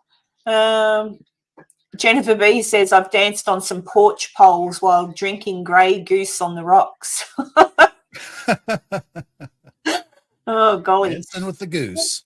But yeah, so that's another fun thing I'll do. And then while I'm there too, I'm going to go down and give Bernadine, the mule, a good wash and a bath with some soap and brush her hair and put it in plaits and make her all pretty, because I'm going to make sure Bernadine comes down to meet everybody, because she's famous, Bernadine. She's famous. She's a famous mule. If she was on that list, she'd get top billing over me. Well, she's. I think I put her down there somewhere. Let me see. Oh yes, meet the famous Bernadine, Stinky's mule. I put that in there. She gets a full write-up. Yeah, actually, sort of, Rican, I am going to grab some Australian things from home, from here, and pop them in the goodie bag as well. I'm not sure what yet. I have some guesses. A certain yeast-based product. Oh, that's a good idea. That's a good idea. Scare all the Americans with that. Yeah, that's a good idea. I didn't even think of that. I could grab some little jars. I think I could get them on the plane. I could always just get the little, the ones like I'm sending, because I've ordered some and they're coming this week, I think, but they're to send over to Mandy in the Roasting House Cafe. I've got to do it every week. The Roasting House Cafe, C Street, Virginia City, best coffee in town. It is. Anyway, I'm sending her some Vegemite, like the little packets, and some Tim Tams, so she can serve them up to any customer that might like to try it on their toast in the morning. Let's see. But yeah, so I'll do that. That's a good idea, Enzo. I might do that just as a little treat. Maybe even Tim Tams. What a good idea. You have to do a demonstration. You'll have to get a toaster and some butter and show us how it's properly yeah. I'll make you some Vegemite toast while you're there. I can do that. I personally have never had it. I'm going to put some. That's what I'll do. Tim Tams, Cadbury chocolate, Vegemite for sure, and then something like a koala or something. I don't know, something fun. So everybody gets a goodies bag, and so far as I know, there'll be a few places around town that'll give me little samples to pop in there. What they said they would, so I'll hold them to it. And a couple of the other places said like little vouchers that you can redeem if you go in and buy a meal or something like that. So there'll be a few little things like that. Some passes for different things. We'll see how it goes, but that's the plan. So everyone's got something fun to walk away with. And I know that I've been asked to set up, and I'll have to speak to the girls at the Pipers. I've been asked if I'm going to set up little merchant tables for some of the local merchants, which I would love to do. And Pipers is quite big. There should be room enough to set up some tables, but that would only be, again, for the Saturday morning, early in the Saturday morning before the talk starts. So, because Friday night's fully booked with us having a fun dinner and a meet and greet. Well, some of your guests I know have written books, or maybe have. Yeah, they'll definitely have tables set up. They'll have tables. Okay, that's great. Yeah, I know Dustin has written a book, and so is they'll all have their little tables set up, and at least that way the people that are there for the VIP mornings or whatever can get to buy something if they like to. Like, I know I spent a fair bit of money when I was at that last one, because it's good too, because you can get people to sign their books. I like that. Oh yeah, I do too. Yeah, I like that. Let me say, I think Enzo needs a shot of Everclear for the new year. What's Everclear? Sort of, Regan. What's that? What's Everclear? This is what's left after my New Year's stuff. I drank this is a 1.75 liter bottle. Crikey, I wonder you've still got a liver. I drank about half of it on New Year's. I brought in 5 different time zones. Let's see, what's Jennifer say? Ooh. There's a bar in Memphis, Tennessee, all frozen alcohol slushies, all flavors, can even get a shot of every liqueur, one huge slushy. I can't remember the name though. Ooh, that sounds nice, a slushy. Actually, they made a lovely drink in the Bucket of Blood in Virginia City that was pink, and I can't remember what it was now. Bucket of Blood? Is that like that's the name. That's the name. I'm trying to remember. There is a reason it's called the Bucket of Blood. Something to do. I think it's got something to do when someone would when someone would have a fight back in the day, they'd have to get a bucket and clean up the blood. I think story. Yeah, something like that. But now I'm getting thirsty. What's Tanya saying? 190 proof variant of Everclear is 92.4 ethanol by weight and is thus produced at approximately the practical limit of I can't even say that word, distillation. Whatever you don't drink, you just pour into your vehicle for the drive home, because crikey. Bailey's vodka and cream is a white Russian. A black Russian is vodka and Bailey's. And a separator is brandy, vodka, and Bailey's. Oh. I thought a black Russian was Kahlua, rum and Coke. Oh, yeah. Sorry. Yeah. A black Russian's black. The white Russian is the Bailey's vodka. And a black Russian is vodka and something black. I think what Enzo said. But yeah. Yuck, says Jennifer. If you think we're wrong, you'll have to show up at this event and prove us wrong at the bar. Yeah. Oh well, I have asked because like the event on Friday night starts around about, everyone arrives at about 4:30, right?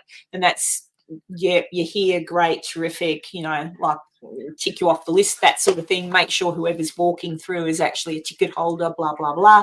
Then everybody can come in, but the bar will be open. The corner bar will be open for people to walk through and grab a drink. And dinner will be inside the Opera House itself. And there probably, there might be merchant tables there that night, but it'll be just for that night. It'll just be the presenters, I think, because people are paying for their VIP tickets, and therefore, hence, they get to mingle, so to speak. Then the Saturday morning, it can just be the local merchants, perhaps. And the presenters if they want to, but they don't have to, but whatever they like. And then the Saturday's pretty full on. There'll be a bit of a break in the afternoon so everyone can have a nap if they need one, but it'll be mainly all the talks in the morning, and everyone can go off and have some lunch, a lunch break, and then come back for some more talks.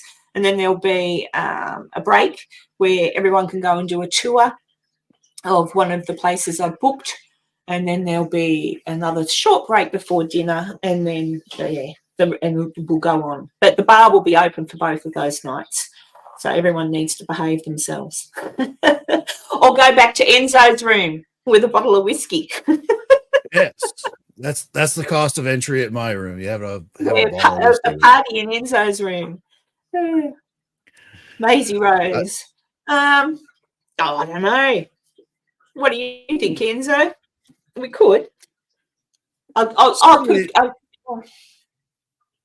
don't know.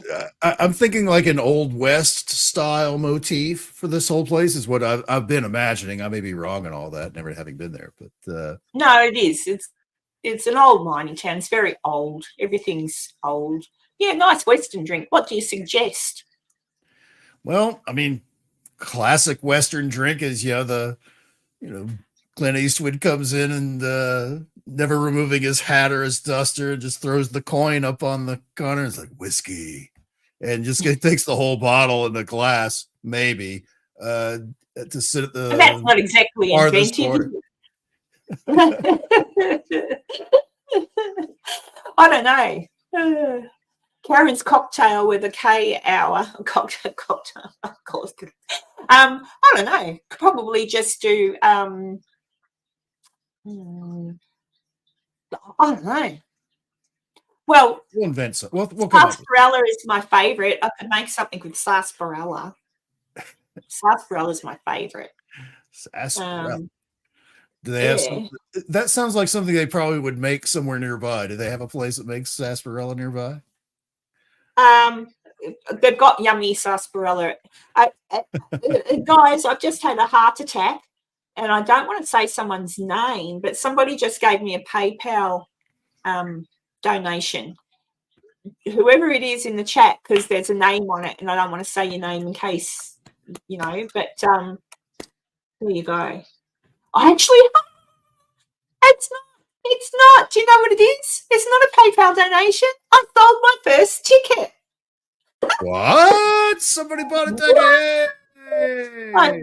I sold my first ticket. Awesome. That's great. I got somebody to drink with now. That's right. One person. I'd say it's a local. It's a local because it's a locals ticket that's been purchased, but still, we're on a roll. One ticket. Woohoo! That's how it starts. That's fantastic. I just thought someone had given me a PayPal donation, and I thought, I didn't recognize the name. So I thought if it was someone in here, just put your hand up and tell me so I can say thank you. But then I looked further down, and it's because it's going through all events, but it's going so people can pay PayPal. I don't know if it gives you the option to pay, for the VIP tickets. I don't know if it gives you the option. You know how you have that pay in 4 thing, like you break it into 4 payments or something.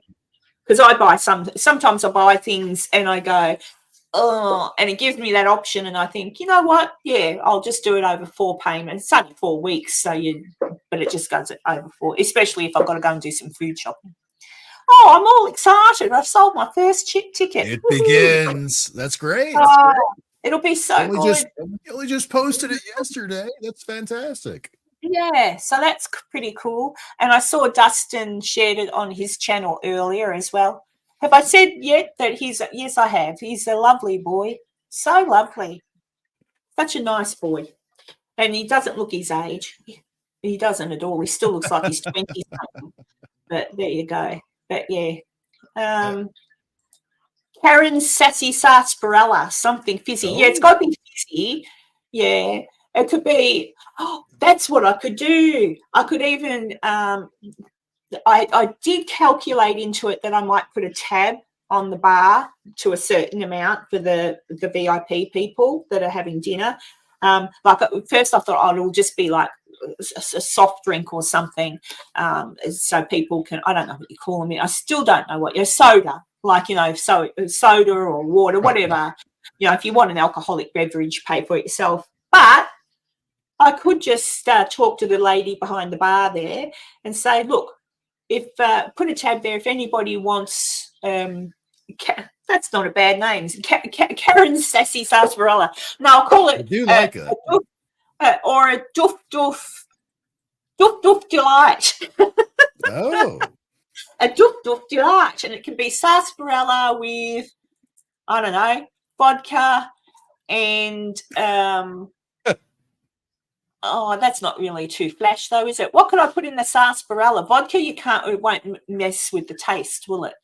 So whereas if you put something else in, I don't know. I'll think of something, but I could do that. I could call it a doof. We'll think about it. Yeah, we'll think about it. We'll have a little drink that everyone can get a little free drink at the bar if they want one. I can have non-alcoholic and alcoholic ones. I should look around and see if I can get any straws here with little koalas and kangaroos on them. I've got to have some fun. That could go in the goodie bag. What was that? Can you get some of the drinks labeled with your name? Oh gosh, that'll probably be expensive. Yeah, this isn't. I don't think this is that big of an outfit. This is not that big of a thing. No. I don't think it'll just be for a little bit of fun. We'll see. Old West whiskey could be awful. You think? Well, Kahlua and actually, vodka. Thank you, Kiba. That's what Black Russian is, Kahlua. Yeah. I got sick on Kahlua once. Oh, I say cool. I've never drank it since. I'm not a fan myself, but I Yeah. haven't had a chance to do that yet, Karen, so it wasn't me. Oh, hang on. What have I missed, Catherine? is that about the payment? Maybe. Oh, could be. Could be.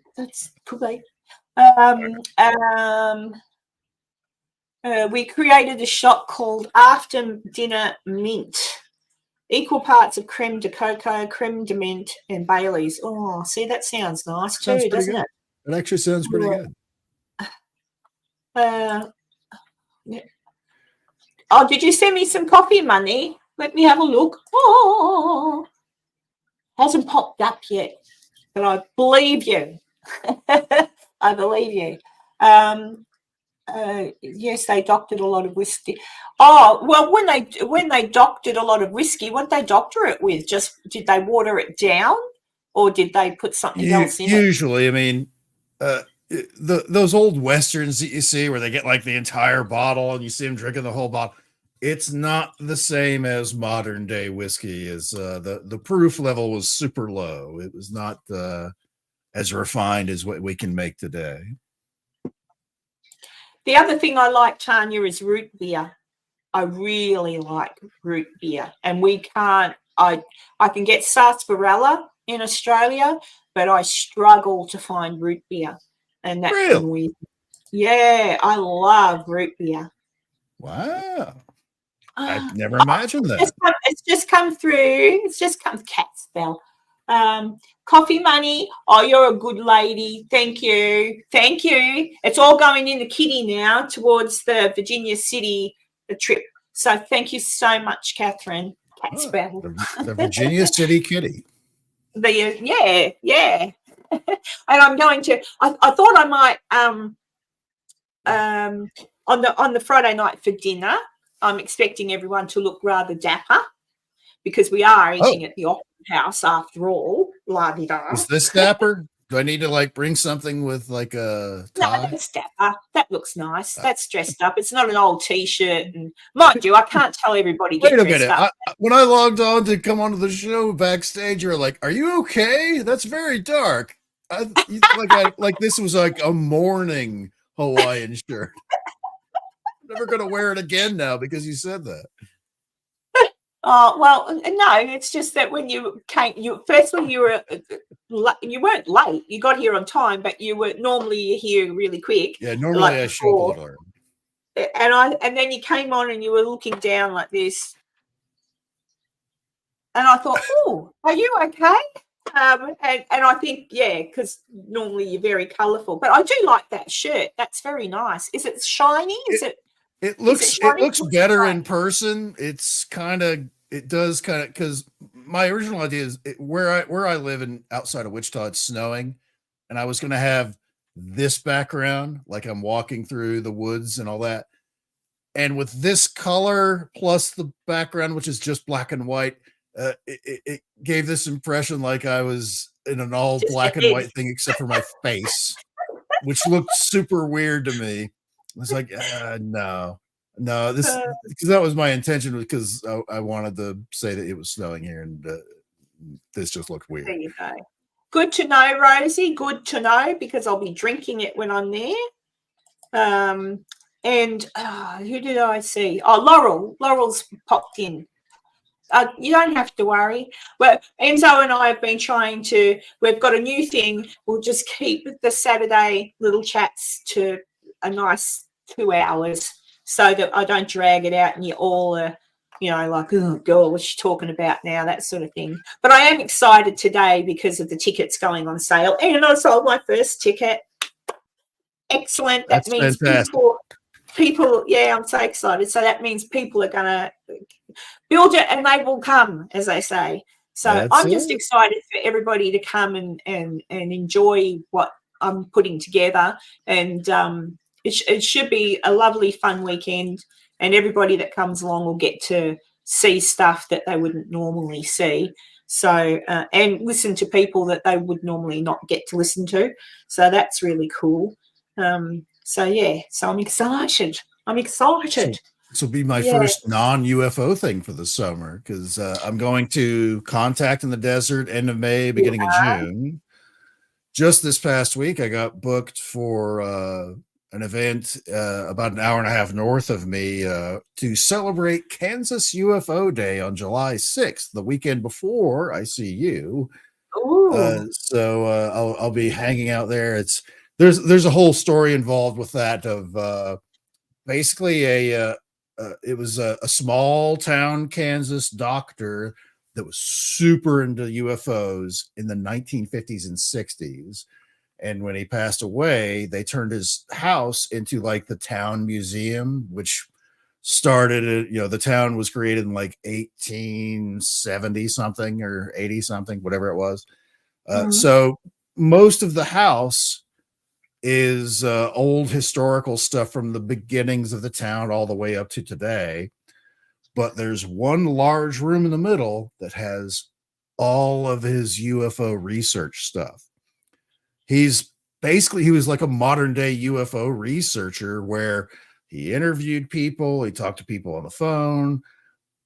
But in the 50s and 60s in rural Kansas, not everybody had a phone. So there's a lot of letters writing that had to go on, a lot of in-person visits after traveling for hours in his car and things like that. Super into it, has just a ton of documentation. And the guy that runs this museum I saw at that Paracon that I was back in September, which I recognized him because I'd been there before. We started chatting and whatever, and he messaged me this past week. He's like, would you mind being on stage for like our thing this year? So I'd love to be there. So myself and my friends from that same other paranormal group in Southeast Kansas, we're all going to be there. So it's going to be a lot of fun. It sounds like a lot of fun. It's actually, you go to a lot. Enzo showed me pictures of a hotel he was going to stay in too, and I thought to myself, well, who cares about the event? Look at the hotel. Yeah, it looks really nice. Oh, hello. Hi, Sasquatch. Sasquatch. I can't even say it. Hello, Bigfoot Sasquatch Secrets. Secrets. That's Nikki. How you doing, Nikki? Hey, Nikki. I was on for about an hour and a half with her sister on her channel last night, chatting, and it was when we were doing the questions earlier. It was like that for the entire hour and a half plus. Wow. That we were on. Just ask Enzo anything is kind of what it turned into, but it was still. Hey, fun. Julia, can you hear me? I see that you said up the top there that you're not okay. So is there anything we can assist with to cheer you up or help you out or anything? What would you like? We've been giving out advice this morning, haven't we, Enzo? We like to give out advice. Whether you asked for it or not, we've certainly put our nose in where it probably doesn't belong, but we'll say it anyway. I at least advised how I handle panic attacks and anxiety, and Enzo advised on how he handles such things. Although Enzo is lucky, he's never actually had a panic attack. He's only ever had an anxiety attack. I shouldn't say only ever, only. Anxiety's crap. That's not fun either. but yeah, it's none of it's fun. But there you go. But Julia, if you can hear me, I'm thinking of you anyway. Yeah, we can't always help, can we, Enzo? We can't fix things, but at least we're an ear. We can't cure anything. I'd like to think that we can maybe point you to someone that can help you if you have questions that are of that nature. But and like Maisie had some links she was going to share if she could later. I made her a moderator now. Tanya, don't get upset. Only so she could share anything out like that if she needed to. Never had them. That's how you handle them. Yeah, well, I won't go back into it. We talked about that before. Yeah, you don't necessarily want to have a panic attack. All of a sudden you're just having one and think you're dying. Laurel says there's an alien fest or OR. What's OR? In Oregon. I'm Oregon. in Seattle, Oregon. in May, I think. Enzo, that sounds like a lot of fun. I don't necessarily think I can make that particular one, but I highly encourage you to check it out. Support your local, regional kind of Paracon stuff. It's there, of course, it's not the same as the giant ones that happen, like Contact in the Desert for UFO people and things like that. But definitely support your local stuff. Plus, that kind of will give you the insight of what's going on in kind of your local region, your neighborhood, because that may actually open up other avenues for things that are nearby to you that you could check out that you may not have known anything about. Yeah, and that's the thing. Sometimes, I must admit I don't look too hard locally for things like that, but I really probably should, because Australia has a lot of sort of interesting things in regard to UFOs, and paranormal and all that sort of thing. I just How far are you from Pine Gap? oh, you know what? I don't know. I don't know. I don't recall exactly where it is myself. I'm not allowed to go to Pine Gap anyway. For people that don't know, Pine Gap is sort of like Australia's Area 51. Area 50. It's a test area. Actually, I don't know. I'm going to Google that now. Pine Gap. Oh, the TV show popped up. No, I don't want the TV show. Oh, my God. There we go. I wonder if it's even on a map. It looks like it is because it's got little bubbles and things. Actually, if anyone watched the Y files from yesterday, that they talked about alien bases on the Earth and stuff like that, and there is one right in the middle, in the mountains, in the very center of Australia. I don't recall the name of the mountain area they talked about, but they did mention it. Isn't that weird? I'm trying to get it up on a map. I must be typing in the wrong thing. Hang on, I'll say, where is Pine Gap? Or you're being suppressed. Yeah, I am Pine Gap.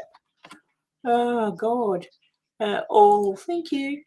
Alice Springs. Oh, that's easy. Okay, yeah, it's a fair way, Enzo. Okay. It's a fair drive, but I'd like to go to Alice Springs.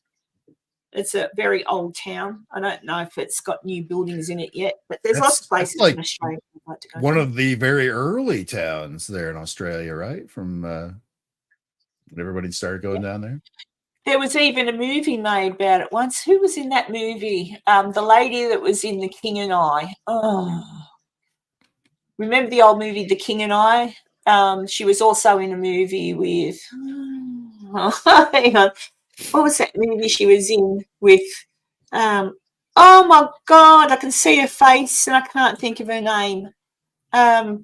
She was also in a movie where they planned to meet at the Empire State Building, and she gets hit by a car, and it's Cary Grant's in it with her. No, not Julie Andrews. Deborah Carr. Deborah Carr. That's her name. Kerr. Deborah Carr. She was in The King and I. She played the school teacher, and she was in whatever that movie was with Cary Grant. But what was I saying? I can't remember now. I don't know. Oh yeah, we're talking about. She was also in a movie called A Town Like Alice, which was an old movie which took place in, and that was her and someone playing an Australian, Richard Widmark. I feel like saying Richard Widmark, but I don't think it was him. But yeah. Anyway, I don't know. I'm rattling on. I don't even know why I said that. But yes, it's an old town, Enzo. Yeah. My trivia brain went to overdrive. To Lawrence, Seattle, Mount Shasta is one of those strange places, at least in the U.S., certainly in the world, where you get kind of everything. That's kind of like your Bridgewater Triangle, like your Skinwalker Ranch, where you kind of get ghosts, you get cryptids, you get UFOs, you get strange disappearances. You kind of get this paranormal potpourri of everything in the Mount Shasta area. There's some strange goings on there. It's on my list of things to check out. Very cool. Yeah, I need to get to Uluru too, Tanya. I still call it Ayers Rock. I think it was because someone called Air found it or has come across it, and it was called Ayers Rock for many, many years. And I don't know how long now it's been getting called Uluru, but that's because the natives of that area, the Aboriginal people, have requested that it not be called Ayers Rock because he never owned it. The people did, and they call it Uluru. So that's fair enough. An Affair to Remember. Thank you, Laurel. That's the name of the movie. An Affair to Remember. That's great. Yes, they meet. Cary Grant and her meet on a big ship coming over from England, and they fall in love. And they say that they'll meet at the Empire State Building on the top floor at a certain time of a certain day if they're truly to be together. And she's heading for the Empire State Building, and she's all excited, and she runs out and gets hit by a cab. He's there waiting. She never shows up, so he just assumes, oh, bugger her then. And then one day they're in the theatre. I'm pretty sure it's the theatre, and she's sitting down, and he comes and he walks past her, and he sees her, and he just looks at her, and she politely speaks to him and says nothing, and he walks away all upset. Well, but he's clever, and he ends up at her apartment, and he goes in to talk to her, and he's realizing she's not moving and getting up off of her chair.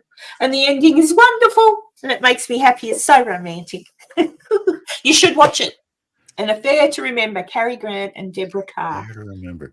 I've certainly seen a few Cary Grants. I was dating a girl for a little while. She was in love with Father Goose, which is set in World War II. Cary Grant was kind of this down and out loser in this remote island in the South Pacific somewhere, and he was supposed to be a spotter looking for Japanese aircraft movement during World War II, and kind of got tricked into going into there. He was an alcoholic, so they had booze hidden all over the island. It's like, if you do this, we'll tell you where the first bottle is. It's like, all right, that kind of thing. But there ends up being an aircraft crash, which had a nun and all of her schoolgirls that were part of her class there. So now he has to deal. He's a real brusque kind of guy, and he has to deal with all these women around. But it's really funny, really classic Cary Grant. Look that one up because I don't know that I've seen that one. Father Goose. It's really one of his funny movies, because he had some that were a little more serious, but that was one of his funny movies. Yeah. I liked. I think it was called Houseboat with him and Sophia Loren, and I can't remember because he was a widower looking after his children, and I can't remember how he meets Sophia Loren, but he does, and they fall in love. But I just remember that movie because she sings a song, and what's the song she sings? Presto, presto, do your very besto, da, da, da, and I can't remember the rest. And she teaches the little boy how to eat pizza correctly. And because they're at a fair, and he's like, it's dropping everywhere. So she explains, no, and she says, and she folds it so that you can eat it. Yeah, I love that movie, Houseboat. Pretty sure that's what it's called. My favorite from Cary Grant, Operation Petticoat. God, that's so funny. I love that whole entire movie. If anyone's not familiar with oh God, Tony. There were a bunch of people. Walter's not in it. Thingo's in it. He's the gist of that, again, World War II. He's a submarine captain, and they have to go into kind of like a dry dock kind of area to. They're starting to get rust on the outside, so they have to repaint their submarine, but it's World War II, so you got to make do with what you can get. They had like half of the primer they need that was white and half of it that was red to do the base undercoat, and then they would repaint it all, that gray kind of color that submarines were. Well, of course, you had to combine the two because that's all you had. So white and red turn into this pink color, and then the base gets attacked, so they have to go out to sea and all that. Now they're traveling around the South Pacific during World War II in a bright pink submarine, and they Yeah. run across this ship that's been demolished by the Japanese, and it's all female nurses, and now they have women on the submarine, and it's kind of awkward and weird. It's another one of those kind of funny World War II era Cary Grant movies. God, it just there's so many great lines and scenes and moments in that film. It's just great. Oh gosh, Catherine, no, I haven't seen her, so I'll check on it my ways. Yeah, I don't like. I do like romantic comedies. I'm not big on the dramatized. I like a romantic comedy, but I don't like the ones where it's, stressful and they're having arguments and breaking up because of other women, and there's nothing romantic about that. But I do like a romantic comedy, and I did enjoy the Titanic. I did cry like a baby with the Titanic. I cried like a baby. I was so sad watching that for the first time. I never expected the ending. I mean, well, I knew what happened to the boat, but you know what I mean. I didn't expect that ending. But yeah, and Gone with the Wind. I just love Gone with the Wind. I didn't know there was a sequel to Gone with the Wind. Not the original, surely. That's weird. What's that? Hang on, Maisie Rose. It says, Laurel, it's the unusual animals and people disappearing that freaks me out. It freaks you out. Where have they disappeared from? What did I miss? Well, I think they were talking about, because I mentioned that earlier about Mount Shasta area, which kind of bleeds over to the whole missing 411 thing of people just vanishing. Yeah, I've watched some of those, and some of them are really odd. The missing 411, like really odd. Like people just walk off there, and you go, "Oh, I better go and see where they've gone," and then they're just gone. And it usually ends up being like the kids or an older person or someone that's has a disability or something like that, where you see them over there, you look away for literally just a few seconds, and you look back and they're gone, never to be seen again, or if they do happen to find their remains, it's like dozens of miles away into like ridiculous type of a situation. Where it's like, there's no way this person could have traveled that far in this time frame and be in this kind of condition. It's really super weird, some of that stuff. I know, but Maisie Rose, so many theories, alien human communities deep under the inside of the mountain, but not dangerous. I don't know what I think anymore about aliens. I don't know what I think about ghosts. I don't know what I think about anything. They're all at the mall in Miami. Or the mall in Miami. I think like anything, we won't truly find out the truth until either A, we're dead, B, something massive happens to bring aliens out, which honestly, that's probably us. It's probably future us. And we've turned into these funny little grey animals. I don't know. Maybe in the middle of Nevada, where they dropped the bombs to test in World War II, humans that survived of what's the word? Where you change into something, morphed, or evolved into funny little grey creatures that live under the ground. Yeah. Oh dear. What are you? How can I find? I'm not quite sure what you're talking about there, Catherine. Everyone have a good weekend. Much love to all. Bedtime for me. No worries, Jennifer, and I'm heading off in a moment anyway. Trying to keep this to 2 hours, which is nice for everybody, so you can go to bed if you have to. I can still go to the shops if I have to, and all that sort of thing. Yeah, so, but it's been a good chat, hasn't it, Enzo? I think it has been. Yeah, I think so. We answered tons of scientific questions thanks to our resident science guy, Enzo. And we answered tons of hopefully helpful stuff for people with a little bit of anxiety or panic attacks. Sunny was here for a short time. I sold my first ticket. Oh, wait a minute. Hang on. Let me double check. Oh, I've sold another one. Two tickets. 2 people to hang out to drink with me. Yes. Yeah, 2 people. Better than none. Maybe I should shut up. That may not be a selling point. Well, no. And plus, they're the tickets for the daytime one, the Saturday morning talks. I'll get excited when I sell a VIP ticket. I'm excited anyway because I've sold the ticket. So there you go. But yeah, it's great. It's still great. That's amazing. It's still great. I mean, that means somebody actually wants to come and listen to everybody tell their tales. I have to be honest. I'm kind of shocked at how quickly you kind of threw this all together. I was genuinely shocked last night when you shared, our background here, which has all the stuff, the information and everything on it, and the links to buy a ticket and to attend the event. It's like, wow, that, to me at least, it seemed like you put that together very quickly. I would assume that's a lot of coordination and a lot of things behind the scenes. I had an Excel spreadsheet.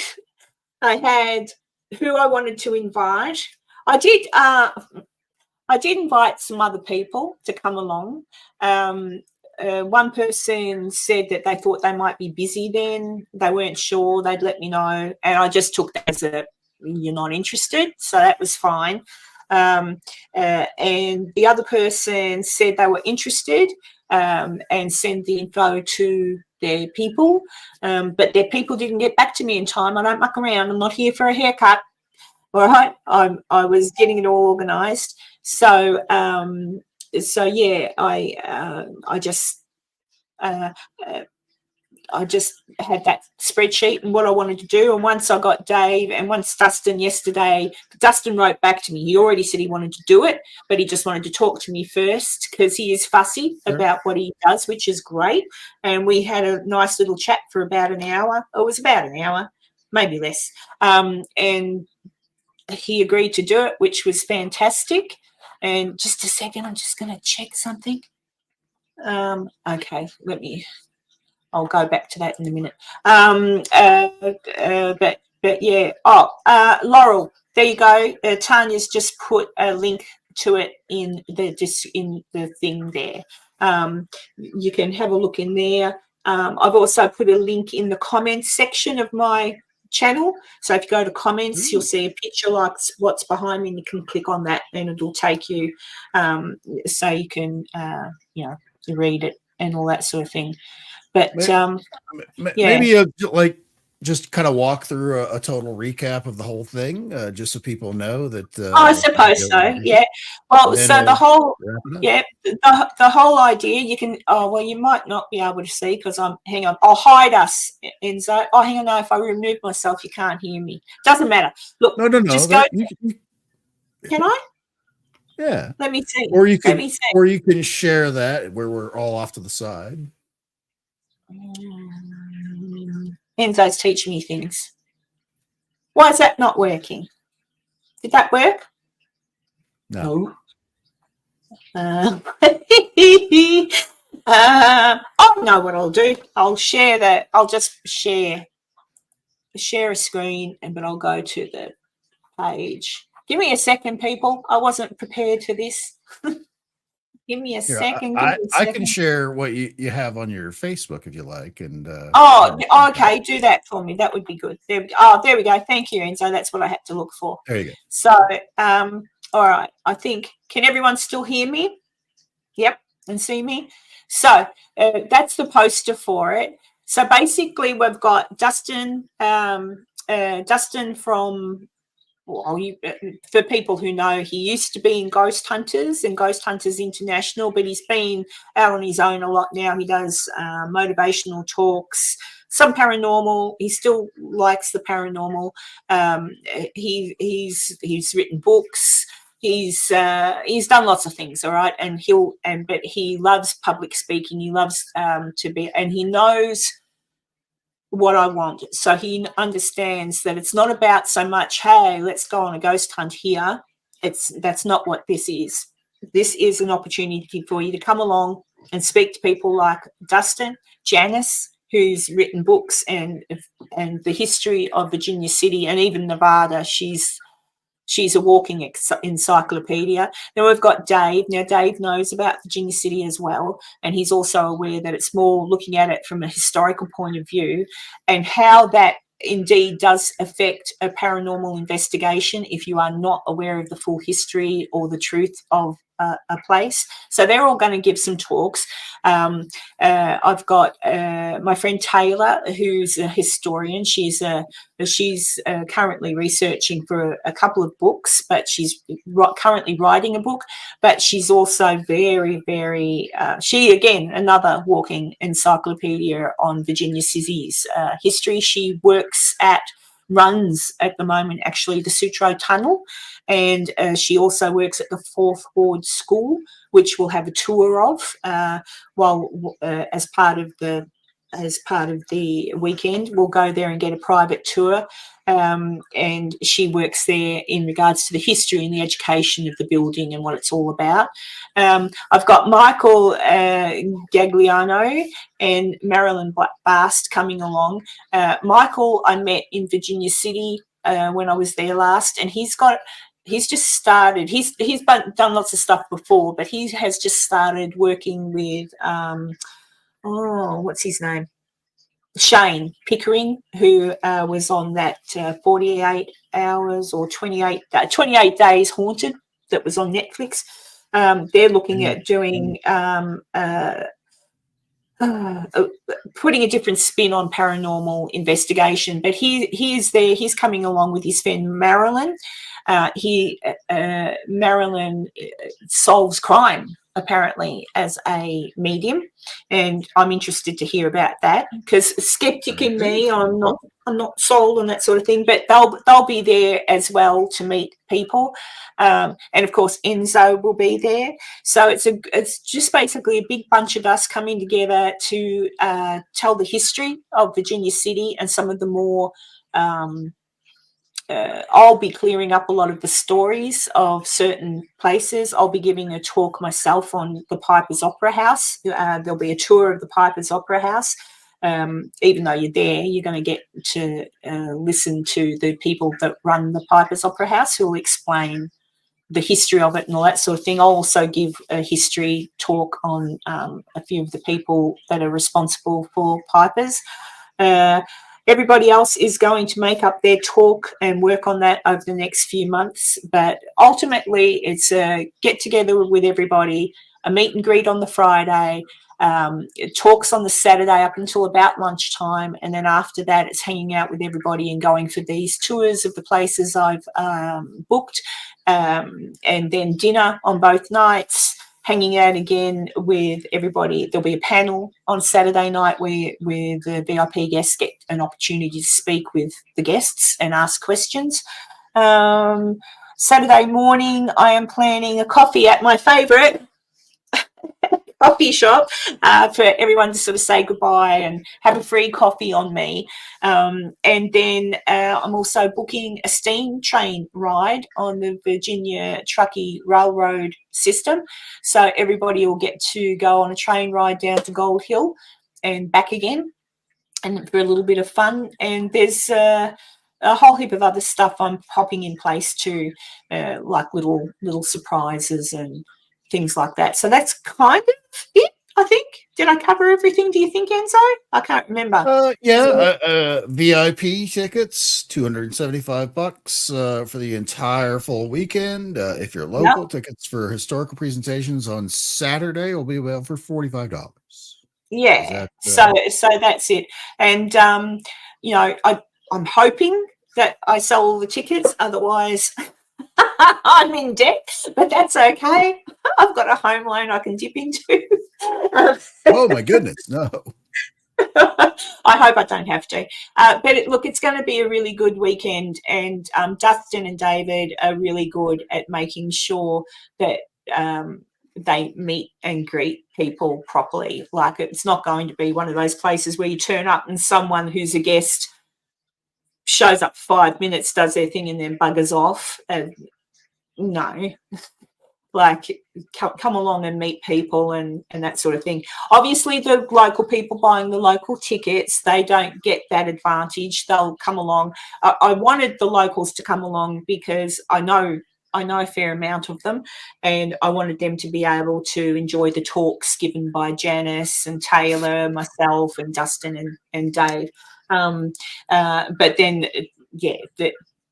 And there should be, I've been asked to set up merchant tables as well. Some of the locals would love to show their wares, so to speak. So I'll see what I can organise with that as well. But yeah, it should be fun. And as I say, we've got the Piper's Opera House bar to ourselves, that everyone can, well, not to ourselves. I think locals can still show up, but you know what I mean. It's open for us to use while we're there. So yeah, I think that's it. What do you reckon, Enzo? I think that's great. There you go. So there you go. Any questions? Any questions before I say goodbye for the how many times now, Catherine? Catherine always keeps count. Oh, third time so far, so we must. Third time. That's actually all right. good. That's actually pretty good. I would have been gone sooner, but yes, Enzo did ask me to explain. But yeah. So any other questions? All good? What do you think? I think we're right. Oh, I've got an itchy nose. Excuse me. Enzo. Okay. Thank you, Enzo. Yeah, and there's also, if you go to my community page, you know, where I put a little post on my YouTube channel, you will see a link to where the tickets are and all that sort of thing. Did I tell them they get a goodies bag? I can't remember. You did mention that. You did. I think I did. Yes, I know it's warm at that time of the year. I have been told, but I live in Australia and it's bloody warm here too. It's not that much different, I don't think. No, it just means that we've all got to wear skimpy clothing, I guess. That's it. That's less just clothing, the better. Enzo's people will get back to your people, Karen. No, Enzo, Mike, and Mary Lynn and Taylor, and Janice, because this was actually, you've got probably Janice to thank for this, Janice Oberding, because she said, Karen, you should give a talk on the history of Virginia City. And then I said, oh, you think? She goes, yes. She said, we should do something together. And as soon as she said that, I thought, and that got the ball rolling. So there you go. So you can blame Janice. Otherwise, I wouldn't have thought to do this. So without Janice, this would not have happened. But yeah, so I'm looking forward to it. Enzo in his Speedo, says Tanya. Yes, I will, of course, be taking donations to put more clothes on because nobody wants to see me in a Speedo. Yeah, and I'll take donations to take clothes off.